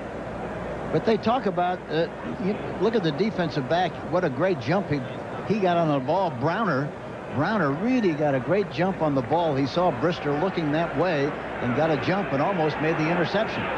Mike Merriweather, who of course played here for Pittsburgh until this season. And Malarkey, who played for Minnesota. Trying to set up the screen. They do. But look who's there. It's Merriweather on Malarkey again, and they're having at it a little bit. Merriweather was a cop on that play, and he played it beautifully. It was a misdirection play to the right side, which brings, if you're not disciplined, the weak side linebacker in the end to the same side. Merriweather stayed right there. He was a cop on the play, and he arrested him right on the spot. Look at this. There he is. Handcuff City. Right. So the ball at the 46, a loss of 2, and it is third down and 12. Steelers haven't had many of these today. Brister from the shotgun. Lots of time. Incomplete. Intended for Lewis Lips. Isaac Holt was there for Minnesota. And it'll be 4th and 12, and the Steelers will punt it away. Bump and run now. Look at Lips coming off the ball. You can give him a shot within the 5-yard area, and that's it. He runs downfield, comes back, but the ball is thrown over the top, out of his reach, and falls incomplete. But he was struggling trying to get off the line of scrimmage that time with a good bump by Hall. Harry Newsom to Leo Lewis. Newsom, a high school teammate of the Rams punter, Dale Hatcher. Boy, does he hang this one up beautifully. Lewis takes the fair catch at about the 14. 5:33 to go in the third quarter. A 32-yard punt. Steelers still lead by 7. 14. Steve Zabriskie and Hank Stram back with you in Pittsburgh. Steelers lead by 7. And Mike Merriweather, coming back to play for Pittsburgh, has really tried to low-key it. He hasn't wanted to talk to the Pittsburgh media. You know, he's been very low-key about it, Hank. It's sort of something I think you can relate to when you left Kansas City as a coach and then went back. Well, I think you're very careful not to say the wrong thing to the media or to the other team to get yourself in trouble. But I guarantee that when I left Kansas City and went back to play Kansas City when I was in New Orleans, I thought about that game every day of the year before that game. And then, of course, it was a great thrill to play the game and win it like we did. Well, you know Merriweather had to think about it a lot. Hardy Nickerson with a hit on Darren Nelson, getting help from Greg Lloyd, and Nelson picks up 3 on first down to the 18, where it'll be 2nd down and 7. 3 yards, 2nd down, 7. Maybe you wouldn't have felt so good if you hadn't won that game, huh? Well, that's right. It makes a big difference, but you know, it's funny what you do in that situation. We were winning the game with 55 seconds left, and I called timeout, and we threw a touchdown pass to kind of pour it on, and I was surprised that I did that myself. Just to be sure. Yep. Rick Finney, the ball carrier, tripped up by Nickerson as he crosses the 20, covered by David Little. We have 4:44 to go in the third quarter. The Pittsburgh Steelers have run the ball effectively and lead 21-14 over the favored Vikings. And Minnesota's doing a much better job of controlling the line of scrimmage and running now. And they have to be patient. They're just one play out of getting back in this contest. But the Pittsburgh Steelers are really putting up a great fight and doing a great job out there, especially at the line of scrimmage. It is 3rd down and 2. Anderson. He didn't get there. Pushed back by David Little and Keith Willis. You see Larry Griffin fly in there too, number 27.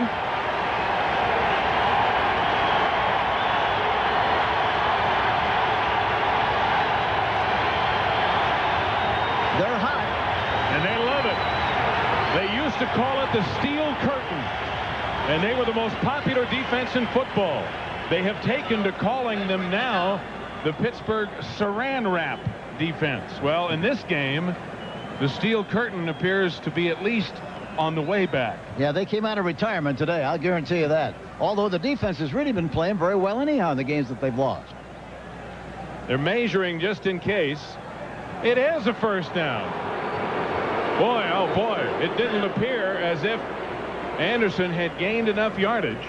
It didn't look like he had enough push and got the ball to where it had to be, but evidently they did. Well, it's like in every one of those short yardage cases, it's all in where they spot the ball. So he just barely got enough of a spot for the first down. And Minnesota retains possession. They desperately need to retain possession. They're ready for a play action pass here pretty soon. Wilson looking at throwing to Nelson covered at the 25. Hit first by Greg Lloyd, and then Rod Woodson finished him off. A very short gain on the play. And here again, Nelson was a hot receiver. Came to the outside and he dumped the ball off to him with the hope and expectation that he would just get more yardage on the play than he did, but he still got a nice gain on it. 2nd down and 9 from the 26.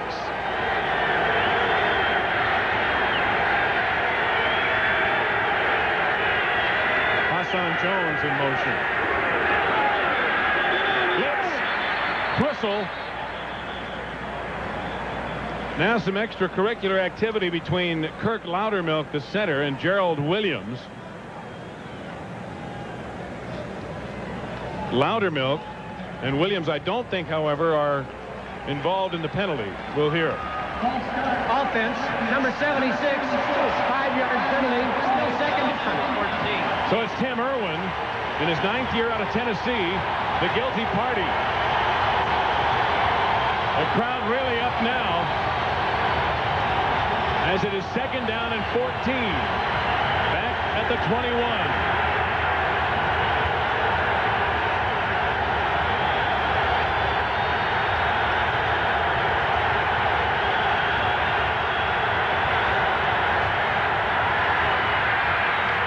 Complete to Carter, but not enough for a first down as he's hammered down at the 30. Thomas Everett, the free safety, hit him right away. And Nickerson was in there too, coming from this linebacker position. It's a miracle he got the ball. Look at it, he's got a big cushion. They're playing a zone. Now the ball is thrown. They're coming up there fast to make the hit. Nickerson came in from the inside to make the hit.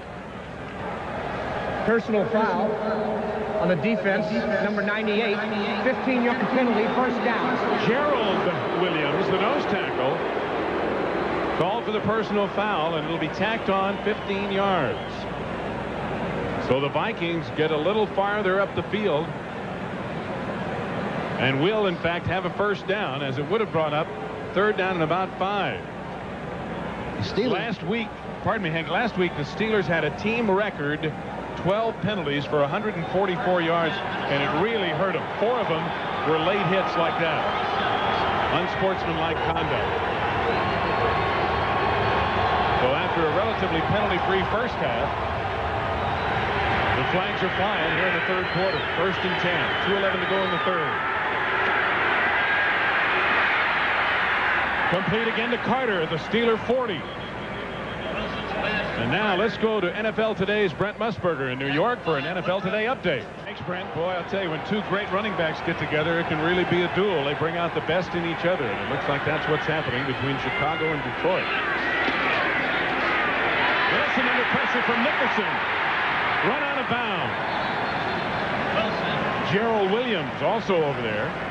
He had good containment on the play. He took a good angle. And Nickerson coming from the inside had no chance whatsoever on the rollout pattern to the right. Coming into this game, it was Brister, the Steeler quarterback, who had felt the pressure and whom the Vikings felt, Hank, they could really get after. They have sacked him 3 times. But Wilson has really been under as much or more pressure than Brister has. I'm surprised they haven't thrown more screens because of the pressure they're getting. You'd think they would throw more screens. It might be a good way to get the ball downfield. Wilson has protection this time. Incomplete and underthrown, intended for Hassan Jones.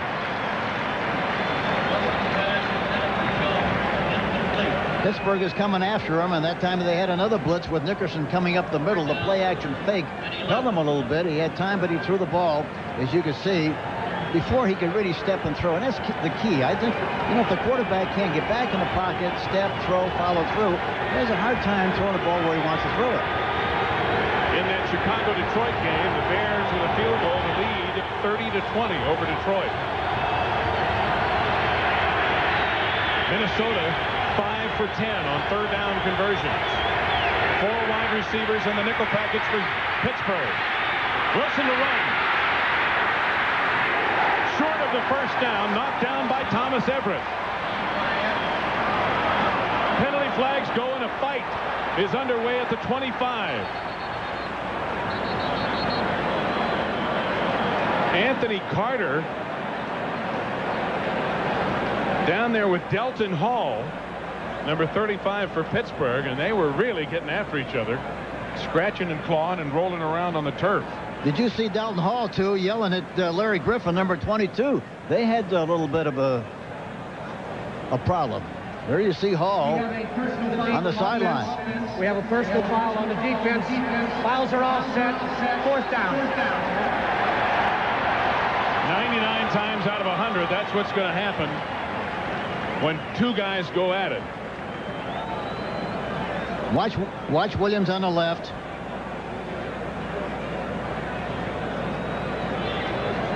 And he comes back into the inside, trying to get as much out of the play as he possibly can. And you can see Anthony Carter in the bottom of your screen starting to block.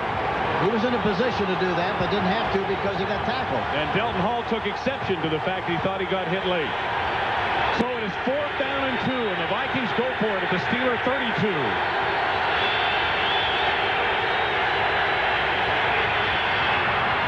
Complete to Hassan Jones. First down inside the 20. And a flag. Again, extracurricular activity. A 13-yard gain. Woodruff with the coverage, and Woodruff, who is an attorney, graduated from the Duquesne Law School here in Pittsburgh, I guess was over there trying to adjudicate, and Jones would have none of it. Randall McDaniel, the injured Minnesota Viking. McDaniel looks like a leg injury. We have an unsportsmanlike on the offense, number 84, taunting. We have a first down, penalized 15 yards, 1st and 25. So the penalty, a dead ball foul after the fact. Yeah, he threw the ball. I think that's what happened. He just threw the ball at the defensive back, Woodruff, on the play, and that's what caused the problem. Watch it here now. He's out of bounds. Now watch this. Well, that was a kind of a tender toss, underhanded toss. Wasn't anything vicious. Well, that's that taunting rule, yes, actually. And Wilson under pressure again as he's thrown down by Tim Johnson. Randall McDaniel take it off, and we'll be back in just a minute.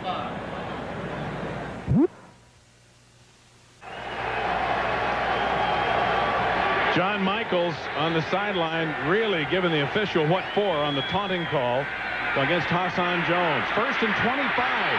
Wilson under pressure. Sacked at the 40. Gerald Williams and Tim Johnson get him. That is the 4th sack for the Pittsburgh defense.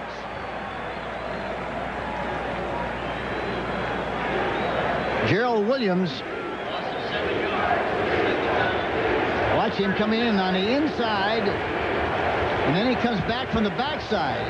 He really rushes inside, and then they get outside of him, but he has enough hustle, number 91, Williams, to come from the backside and really gives him a shot in the back. Minnesota just does get it off ahead of the clock. An incomplete pass intended for Anderson. 3 seconds left to play in the 3rd quarter. And it is going to be 3rd down and 32 yards to go.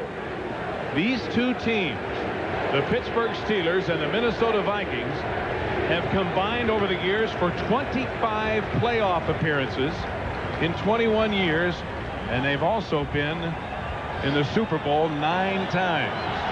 Strong. Really strong. And this game has a bit of a playoff flavor to it here. 21-14 Pittsburgh. 3 seconds left to go in the third quarter. Wilson with flags down and stopping play. Flag was thrown by the umpire. On the offense. Another penalty against Minnesota.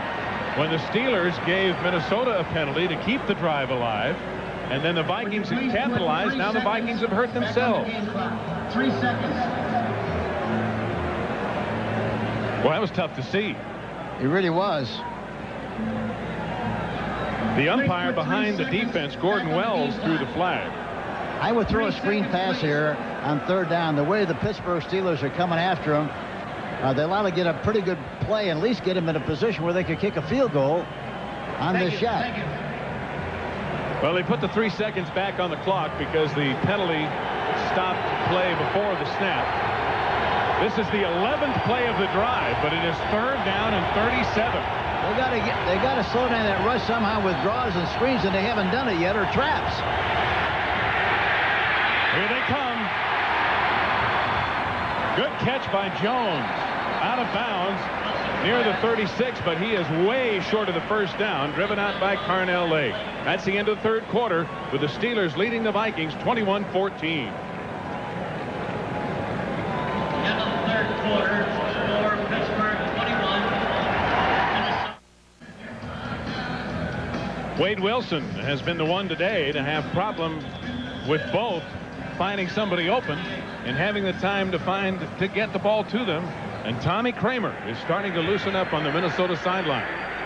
Well, Wade Wilson, really, in all fairness to him, he hasn't had much of a chance to throw the ball. He's been under harassment all afternoon, and it's not really his fault. He's not really getting the time to throw the ball like he should. On 4th and 28 as we start the fourth quarter, Bucky Scribner will kick it and tries to punch it, but shanks it off the side of his foot. It gets a Minnesota bounce, however, and rolls inside the 20.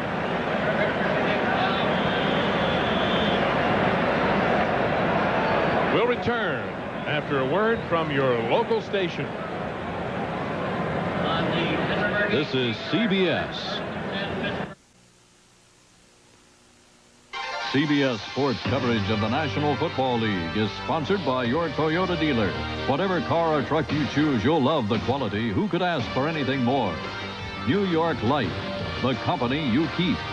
And by the U.S. Army, where you get an edge on life. Be all you can be.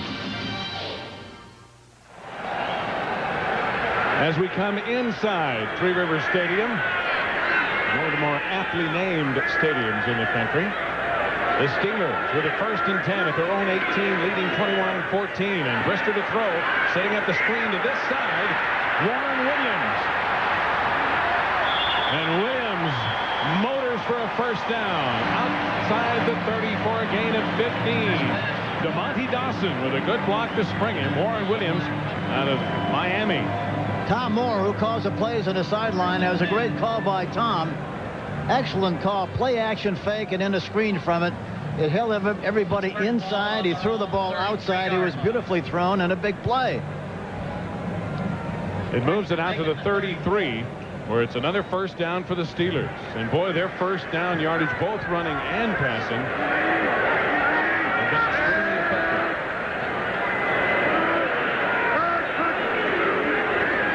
Merrill Hodge with nowhere to go.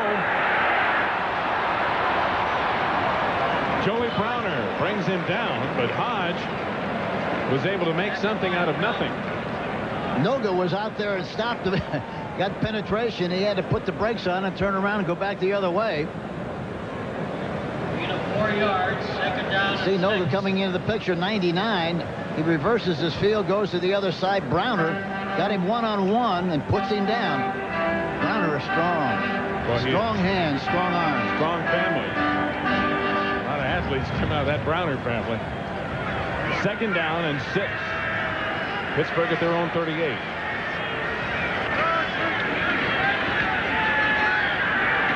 Looking long.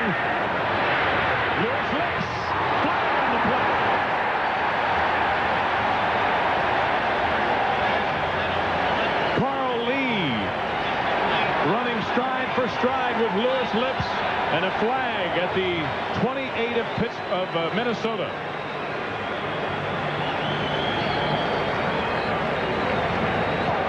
Pass interference. Defense. Number 39. First down.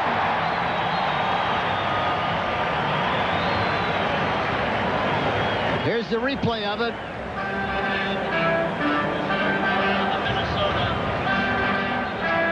I don't know about that's you, Coach. tough. I didn't see it. I couldn't see it either, but I tell you, that was a great defensive play. It looked like he was there man for man. Surprise. I couldn't tell for sure what he did. I couldn't either, and it's funny because this year they have loosened the rules on incidental contact in pass coverage, and if there was any bumping, it looked certainly to be incidental there. It's a 35-yard penalty. He was looking for the ball. It wasn't much of a bump at all. It was a natural bump going for the ball. Merrill Hodge on first down for a couple. Al Noga on the tackle. Tackled by Noga. But the 35-yard penalty puts the Steelers well into Minnesota territory. Al Noga, who is becoming a karate expert. And I think that one of the things it's done for Noga, and the coaches have borne this out, it's improved his discipline. He is a much more disciplined athlete, and they feel that taking the martial arts courses has made him a more disciplined football player. He's got to have more discipline on the field. He's been offside twice. He's more karate. Brister steps up and fires it complete, but a very short gain. Rodney Carter was covered right away by David Howard. Down by Howard. The ball at the 21 of Minnesota.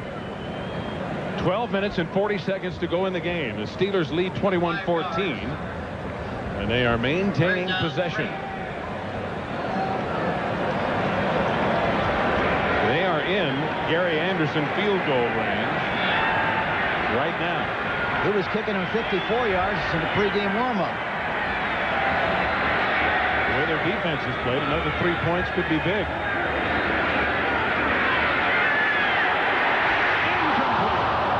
Merrill Hodge was open, and Brister threw it behind him. Ran right by Merriweather. Merriweather had him man for man. He went right behind him, and he realized that he missed him in hot pursuit, but the ball was thrown right over the top. So it's 4th and 3. We get a good shot. See, he realized he was going beyond him, tried to grab him, but the ball was thrown way over the top and falls incomplete. Merriweather had him man for man. Watch Bubby's reaction. He's cussing himself out right here. He's disturbed and right at himself for not completing the pass. So Harry Newsom will hold for Gary Anderson. It'll be a 38-yard attempt. And it is good. Gary Anderson, one of the most consistent kickers in football, and the Steelers now lead by 10. This NFL game summary is sponsored by Levi's 100% Cotton Dockers. If you're not wearing Dockers, you're just wearing pants. The Steelers have pretty much had their way with the very good Minnesota defense, and that's really the story of the ball game. And Hank, we talked earlier about what the Steelers were going to have to do to win this game. Now, as the Steelers lead by 10, what is Minnesota going to have to do to win the game? Well, first of all, you have to understand 10 doesn't mean they got to score 10 touchdowns. It's only a play and a half from being out of the game. That's all they need. A touchdown and a field goal, or 2 plays, 2 touchdowns. They're back ahead of the game. They have to run some draws. They have to run some screens. They got to run some traps to slow down the rush and move the ball down the field and be patient. And whether it's Wilson or Kramer, they've got to have more time to throw. Anderson kicks it off, and Darren Nelson takes it at the 2. Behind the wedge to about the 23, maybe the 25. And so the Vikings will have another chance. Larry Griffin and David Arnold made the tackle. And here comes Tommy Kramer.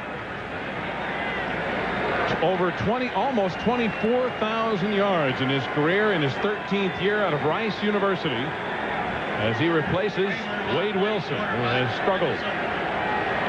And he said yesterday, we talked about Tommy Kramer. He said, we're great friends, and I know that this is my job until I can't get the job done. That's why Kramer's in there. His first pass complete to Hassan Jones at the 38, bumped out by Dwayne Woodruff. A gain of 13 and a first down right off the bat. So Kramer's got something going, at least for one play. Minnesota ball from 39-yard line. And the team likes both quarterbacks, of course. They have great respect and admiration for both of them. Tommy's been around a long time. They respect his leadership qualities. Speaking of leadership, the Vikings wear a particular patch on their uniform that we'll tell you about. 11:50 to go in the ball game. Vikings. Kramer tripping as he backs out of there, but getting up. Now have to run out of bounds. Kramer tripped over his own man, and Hardy Nickerson and Greg Lloyd chased him out of there. He was lucky that he wasn't sacked for a loss. He was lucky he escaped. He couldn't tell. Looked like he tripped over the back going out of the backfield that time with his right foot. Might have been Rick Finney who was breaking to the left. I think that's who it was. He nicked Rick Finney's foot, I think, and fell down. Second down and 10. Kramer at least got back to the line of scrimmage. Fake to Dozier. Almost intercepted. Thomas Everett, the free safety, had it, couldn't hold on. Broken up by Everett. Third down and 10. Play action fake with a counter, rolling out to his right. He's got time. But a great reaction there by Everett, number 27, and he should have really made the interception. A good jump on the ball. And he knows he should have made the interception. Third down and 10. Vikings still at their own 39.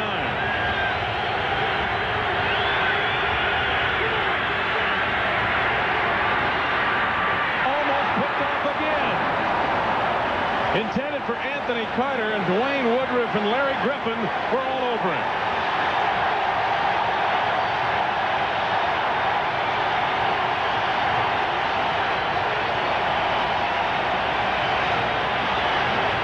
We talk about an inspired team. Pittsburgh is inspired. They're getting a little help from the 12th man, too, as the crowd is really into it. Bucky Scribner on to punt it away, and Rod Wilson stands at his 22. A very high left-footed kick. The 25. And Woodson out near the 30. So a good return in traffic by Rod Wilson. 11:21 left to go in the ball game.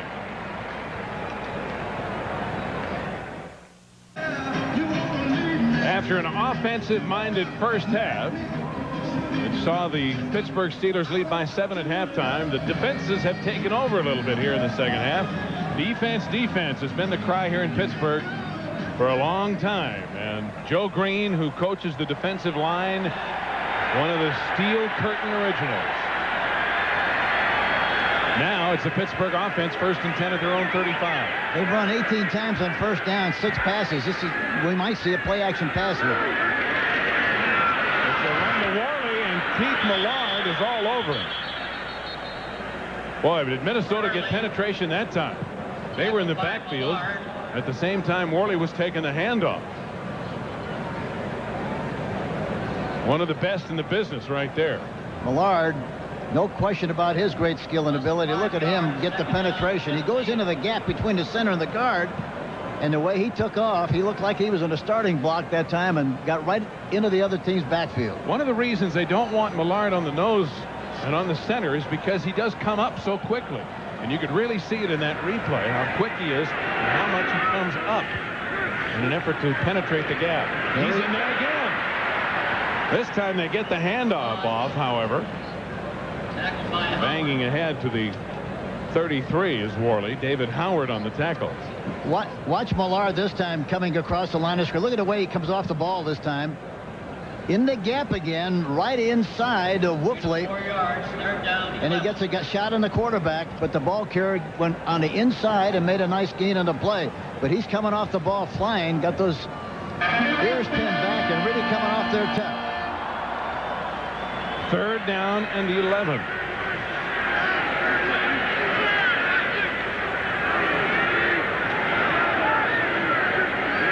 From the shotgun. Dumps it off to Carter, who slips. Carter grabbed immediately. Thrown down 2 or 3 times by Mike Merriweather. And that time they kept both backs in to make sure he had maximum protection. But in spite of that, they still got a leak, and he had to run for his life on the play and finally try to dump it off to Carter, but it falls incomplete. Well, the Minnesota defense taking charge a little bit here. They look like they're a little upset with where they're Yep. coming off the ball now. Yep, they're playing, and they really shut down the Steelers that time. Harry Newsom will punt. Leo Lewis back inside his 20. A boomer. High hanging punt. Fair catch by Lewis at the 22. Well, a reminder that next Saturday, right here on CBS, college football action continues. Number 4 Auburn against number 14 Tennessee in Knoxville, a matchup of Southeastern Conference powers. Of course, Auburn has Reggie Slack at quarterback, James Joseph and Stacy Danley in the backfield, and Tennessee has won their last 8 games, including an upset win over UCLA, so they are hot. Johnny Major's a great coach. He did a super job here at Pittsburgh. Same thing at Iowa State. He's a winner. He's a big leader. He's got him going in Tennessee. Dozier stood up as he crossed the line of scrimmage. David Little and Gerald Williams, number 98. Gerald with a G and a D on the end is 98. Gerald with a J and an L on the end is number 91.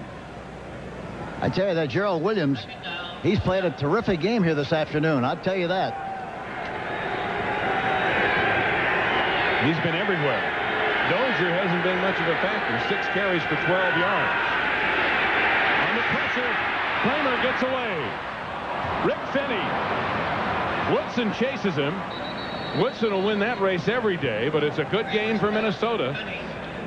Gerald Williams and David Little had the pressure, and Kramer did a great job of getting it to Finney for a 22-yard gain.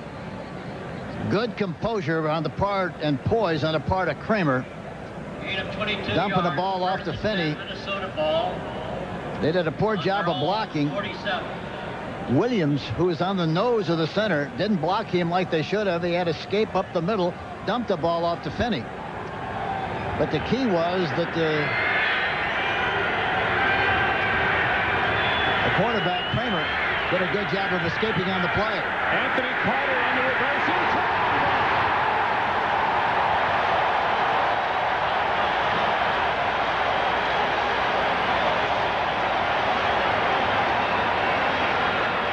Tim Johnson played it perfectly and drops Carter for a loss of 12. Tim Johnson, 78.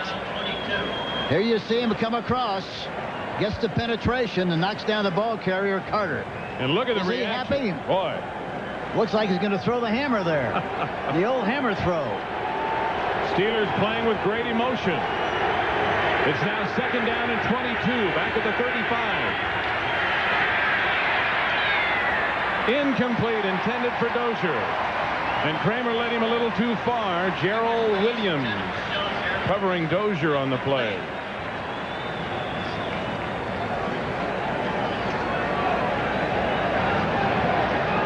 It doesn't make any difference who's playing quarterback if you don't get pass protection.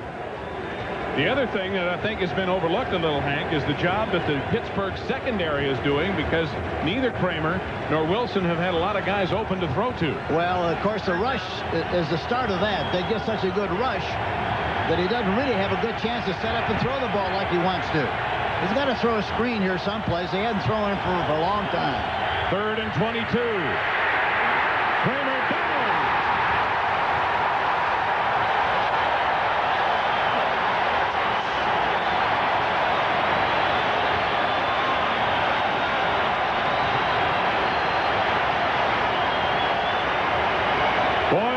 point is jumping now as the Steelers have sacked Minnesota 5 times.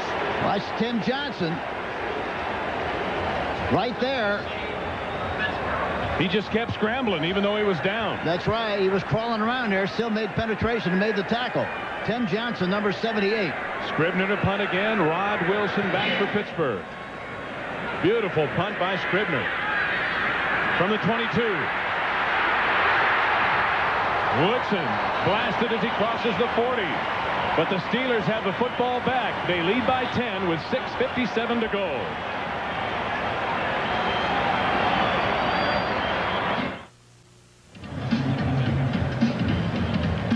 Pittsburgh leading 24-14 with 6:57 to go. And, you know, Henry Thomas of Minnesota, Hank, predicted there'd be 8 sacks in this game. Neither he nor anyone else predicted 5 of those 8 would be by Pittsburgh. No, that's really a surprise. And, of course, he said that was the goal they had, thinking they'd come in and be able to get 8 and catch up on the sacks ratio that they established with 7 so far. But they've had a tough time this afternoon. Floyd Peters, the defensive coordinator for Minnesota, his defense has not played that badly, but the Pittsburgh defense has played extremely well. After a 52-yard punt and a 20-yard Woodson return, 1st and 10 Steelers. Morley picking it through traffic. Almost enough for a first down. In the grasp of Joey Browner. Scott Studwell also helped trip him up. Right guard, a beautiful trap block on Dolman. Ran right in the inside, but here again, you know, they're... Watch. We'll see Dolman now. See him come up across. He gets trapped from the inside by the right guard, and he pops through a nice hole and makes another big gain on the play. Pittsburgh Steelers were concerned about their offensive line because Tom Ricketts, number 71, who is a rookie, you see they're that short of the first down. Sprained a foot in practice, and when you're 6'5" and 300, even if you're a rookie, you might be missed. But the Steeler offensive line, which has been under great fire because of the sacks to Brister, 6 in each of the first 2 games. They've done a great job, Henry. Well, plus the fact that Wolfley, who has been playing left tackle, had to play guard this afternoon, and Rienstra play tackle, and he's been a guard some. So it's been quite an adjustment, and they've done a fantastic job here this afternoon. Rienstra, who is playing left tackle, played guard all through his collegiate career. 2nd and 1 at the Minnesota 48. Merrill Hodge trying to get the first down. The Vikings trying to knock the football loose. And Hodge will be close. Tim Newton, number 96, down there in the pile. Tackled by Coleman. I think Rienstra got this offensive line going with the pizzas on Friday. They have a new tradition that he started here at Pittsburgh of bringing in pizzas on a Friday, which is mostly a meeting day, really. And he has pizzas delivered to all the meeting rooms. Everybody shares, and each group orders what they want. They call him Rhino, and he gets what's called Rhino Pizza, and he's the only guy who gets a whole pizza to himself. Who's in charge of the stomach pump? Rhino Pizza's got everything on it. 1st and 10. Hodge again. And maybe 1 more yard is all to the 46.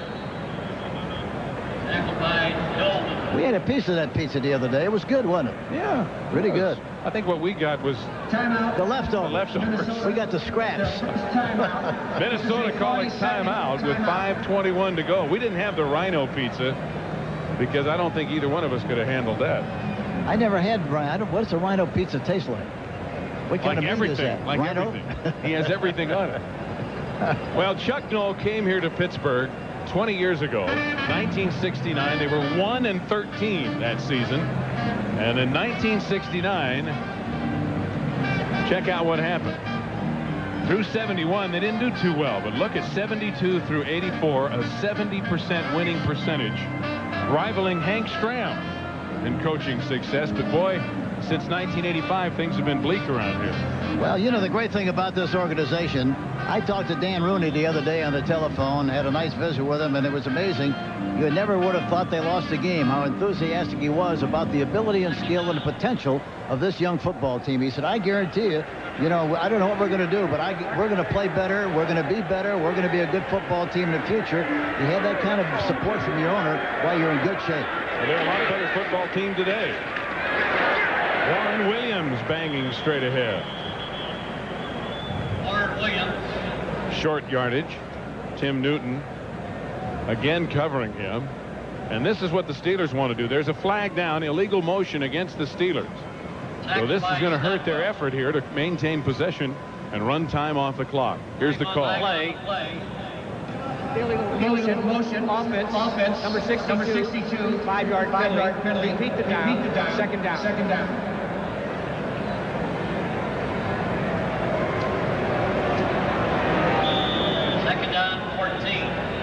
We got quite a connection here, too. Tom Moore, who was the offensive coordinator for the Pittsburgh Steelers, was recruited by Jerry Burns. He went to Iowa, and we graduated. Burns was the head coach, and he joined his coaching staff.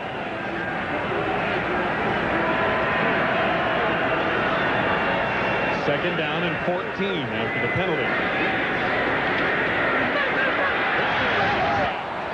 Flag on the play. As Brister goes down, the flags go down, and he may have been pulled down by the face mask.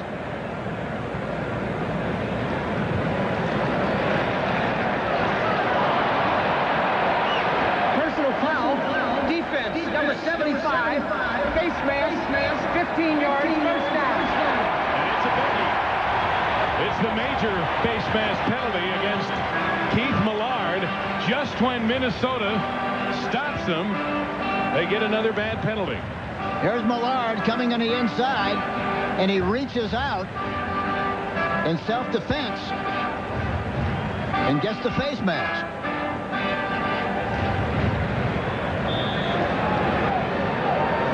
So now the Steelers with a 1st and 10 at the Minnesota 43.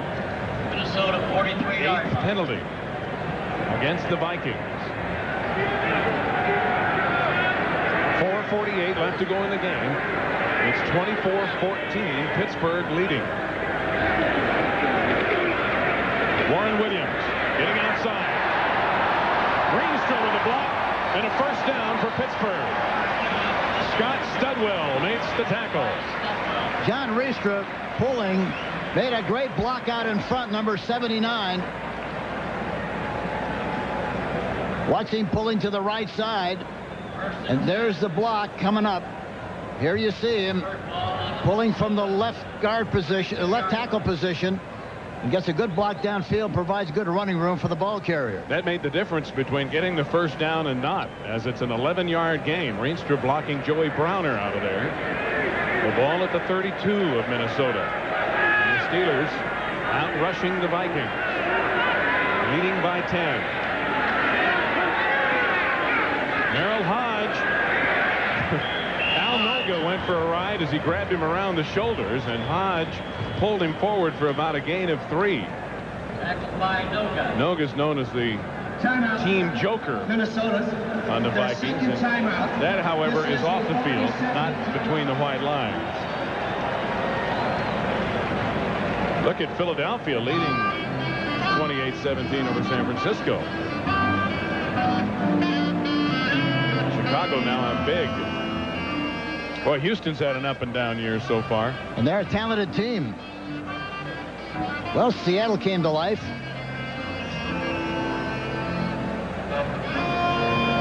Indianapolis is another good team. Yep, Atlanta's playing them tough. Look at Tampa, 20-10 over New Orleans. A mild surprise. Tampa Bay, of course, gave the 49ers all they wanted last week. Tampa Bay is a good young football team. They play a lot like this Pittsburgh team is playing this afternoon. A lot of young people with a lot of enthusiasm. They're playing well. 2nd down and 8. Pittsburgh at the Minnesota 30.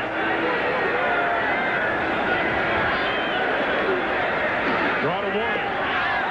Bangs up in there into the arms of Studwell. David Howard also in on the play. Interesting to watch the Pittsburgh Steelers practice, Steve, isn't it? They go out to practice and they don't have any numbers on their jerseys. So it looks like a prison team. And they played Washington Redskins in an inter-squad game, and Washington in Carlisle. And so anyway, Washington said, we want to televise the game back to Washington so our fans can see it. They said, that's fine. They played the game, and Pittsburgh didn't have any numbers on their jerseys. Well, as an announcer, I can tell you what a nightmare that would be. How do you like that? 3rd down and 7.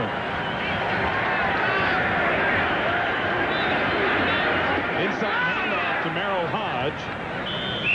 And he gets up in there to about the 27, short of the first down. Clock continues to run as we're under 3 minutes to play. Let's see what else is happening. And in the world of baseball, in the pennant races, in the 4th inning, Milwaukee leading Toronto 2-0. Oakland leads Minnesota 4-3 in the 5th. Yankees leading Baltimore 2-0 in the 7th. In the 7th, also California leading Cleveland. And in the 4th inning, Kansas City shutting out Seattle 3-0. Gary Anderson will come on to attempt a field goal. It'll be a 44-yard attempt, as Harry Newsom will do the holding.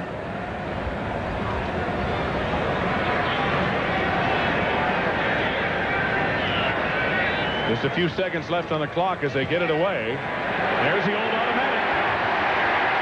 It's like a machine. 44-yarder straight and true, and the Steelers increase their lead to 13 points. You know, the other thing great about him, he gets the flaps up in a hurry. The ball goes up in a hurry, hard to block. And as I mentioned earlier, I talked to him on the field before the game, and I said, anything special that you do before you kick? He said, no, I just go out there and kick it. Just do my job.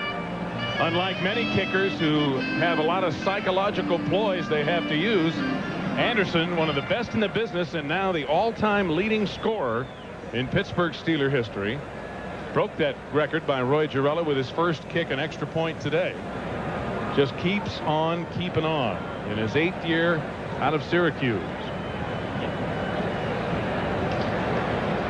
So the Steelers now in better command as they lead by 13 with 2:13 left to play. A 4-minute and 44-second scoring drive, and that's the one thing that they didn't do on their previous possession that they needed to do, and they did this time. Run time off the clock. So Bernsey and company are going to have to get after it in a hurry. Jerry Burns, who was an assistant under guys like Vince Lombardi and George Allen and Bud Grant, certainly had the teachers. Darren Nelson back near the goal line. And talking to him, he was not overconfident yesterday. He was realistic and concerned about this game. 1 yard deep. Nelson hammered by Tyrone Stowe. He was flattened. Tyrone, a 3rd-year linebacker out of Rutgers. Let's find out what's happening in National League Baseball action. Chicago leading Pittsburgh 3-1 in the 4th. The Cubs trying to wrap it up. St. Louis leads Philadelphia 6-1 as they, or 1-0 rather, in the 6th as they try to hang in there. Montreal and New York tied 1-1 on the 7th. The other 2 games are later out on the left coast. 4 seconds away from the 2-minute warning. Kramer, incomplete. Intended for Jim Gustafson. And we will have the 2-minute warning here in Pittsburgh as the Steelers lead the Vikings 27-14. Second down. Anthony Carter, who caught only 1 pass in the first half, a couple here in the second half, is not even in for Minnesota. He's been bothered by a shoulder problem. That may be the reason he's out. But you would think as they need a couple of touchdowns to catch up, they'd want their #1 receiver in there. You see that patch on his uniform. It says 40 for 60. That all started in 1969 with Joe Kapp. When he was named the team's MVP, he got up and said, there isn't an MVP on this team. We got 40 guys who go 60 minutes. That patch commemorates the 20th anniversary. Kramer complete to Gustafson for the first down. He is down inbounds, however, so the clock will continue to run. Delton Hall had the coverage, and the gain of 10, or 12 rather, makes it 1st and 10 at the 30. Vikings need to throw one longer than 12, however. Kramer going long. By Thomas Everett. 2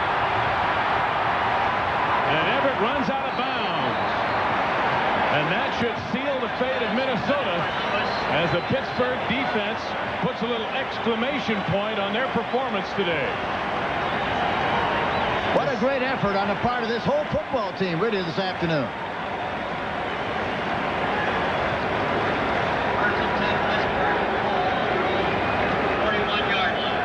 The rush, they get knocked down. They're still trying to scramble, get up and get after the quarterback. He throws it right down the middle. Just overthrew the ball. That's all that happened. And, of course, Everett comes back with the interception. He had plenty of time to throw the ball that time. He was just thrown poorly. And it's intercepted by Everett on the play. Well, the Steelers may be coming to life at just the right time as they lost to 2 playoff teams this year. And they're going to have 3 of their next 4 games against playoff teams from last year as well. Of course, the Vikings expected to be in the playoffs again this year. Lost 2 yards, 2nd down. Let's go back and look at the reaction after Everett picked it up. He does a little boogie-woogie there, whatever they call it. Yeah, that's a little woo-woo dance there. That's almost like Icky. Yeah, he's loving woo-woo. it. He's loving it. Anthony Carter, on the other hand, not even in the ball game, and Jerry Burns, anything but loving it. Wade Wilson couldn't do it. Tommy Kramer couldn't do it. But the Pittsburgh Steelers have been doing it since the opening drive. They took the opening kickoff in for a score, 81 yards to lead 7-0, and they have been in control of this game all day long. Yeah, they took control of it right off the bat and never relinquished that control whatsoever. Never during the course of the ball game. And an interesting stat, all afternoon, Pittsburgh only had 5.5 yards to go on 3rd down all afternoon, and only 3 times in the whole game did they have to go more than 6. Again, it goes right back to what you said, Hank, about the key 1st down yardage.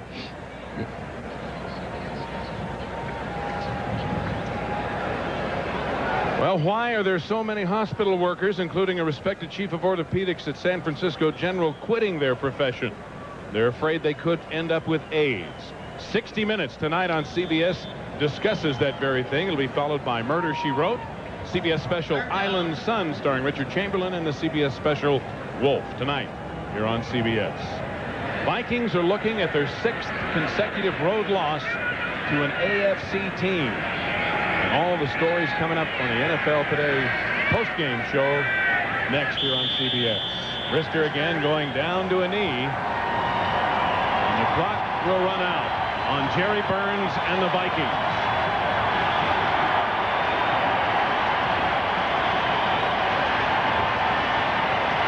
Bubby Brister, who talks a very strong game, is backing it up with performance. Today, 16 of 22, 156 yards, and a touchdown against one of the better defenses in the NFL. And you have to give the coaching staff a lot of credit for the plan that they devised going into the ball game, offensively and defensively. They executed the plan extremely well, and of course came out winning this game this afternoon. And who'd have thought going into the season that after week 3 the Minnesota Vikings and the Pittsburgh Steelers would have the same record, 1-2. The final score again, the Pittsburgh Steelers 21, the Minnesota Vikings 14.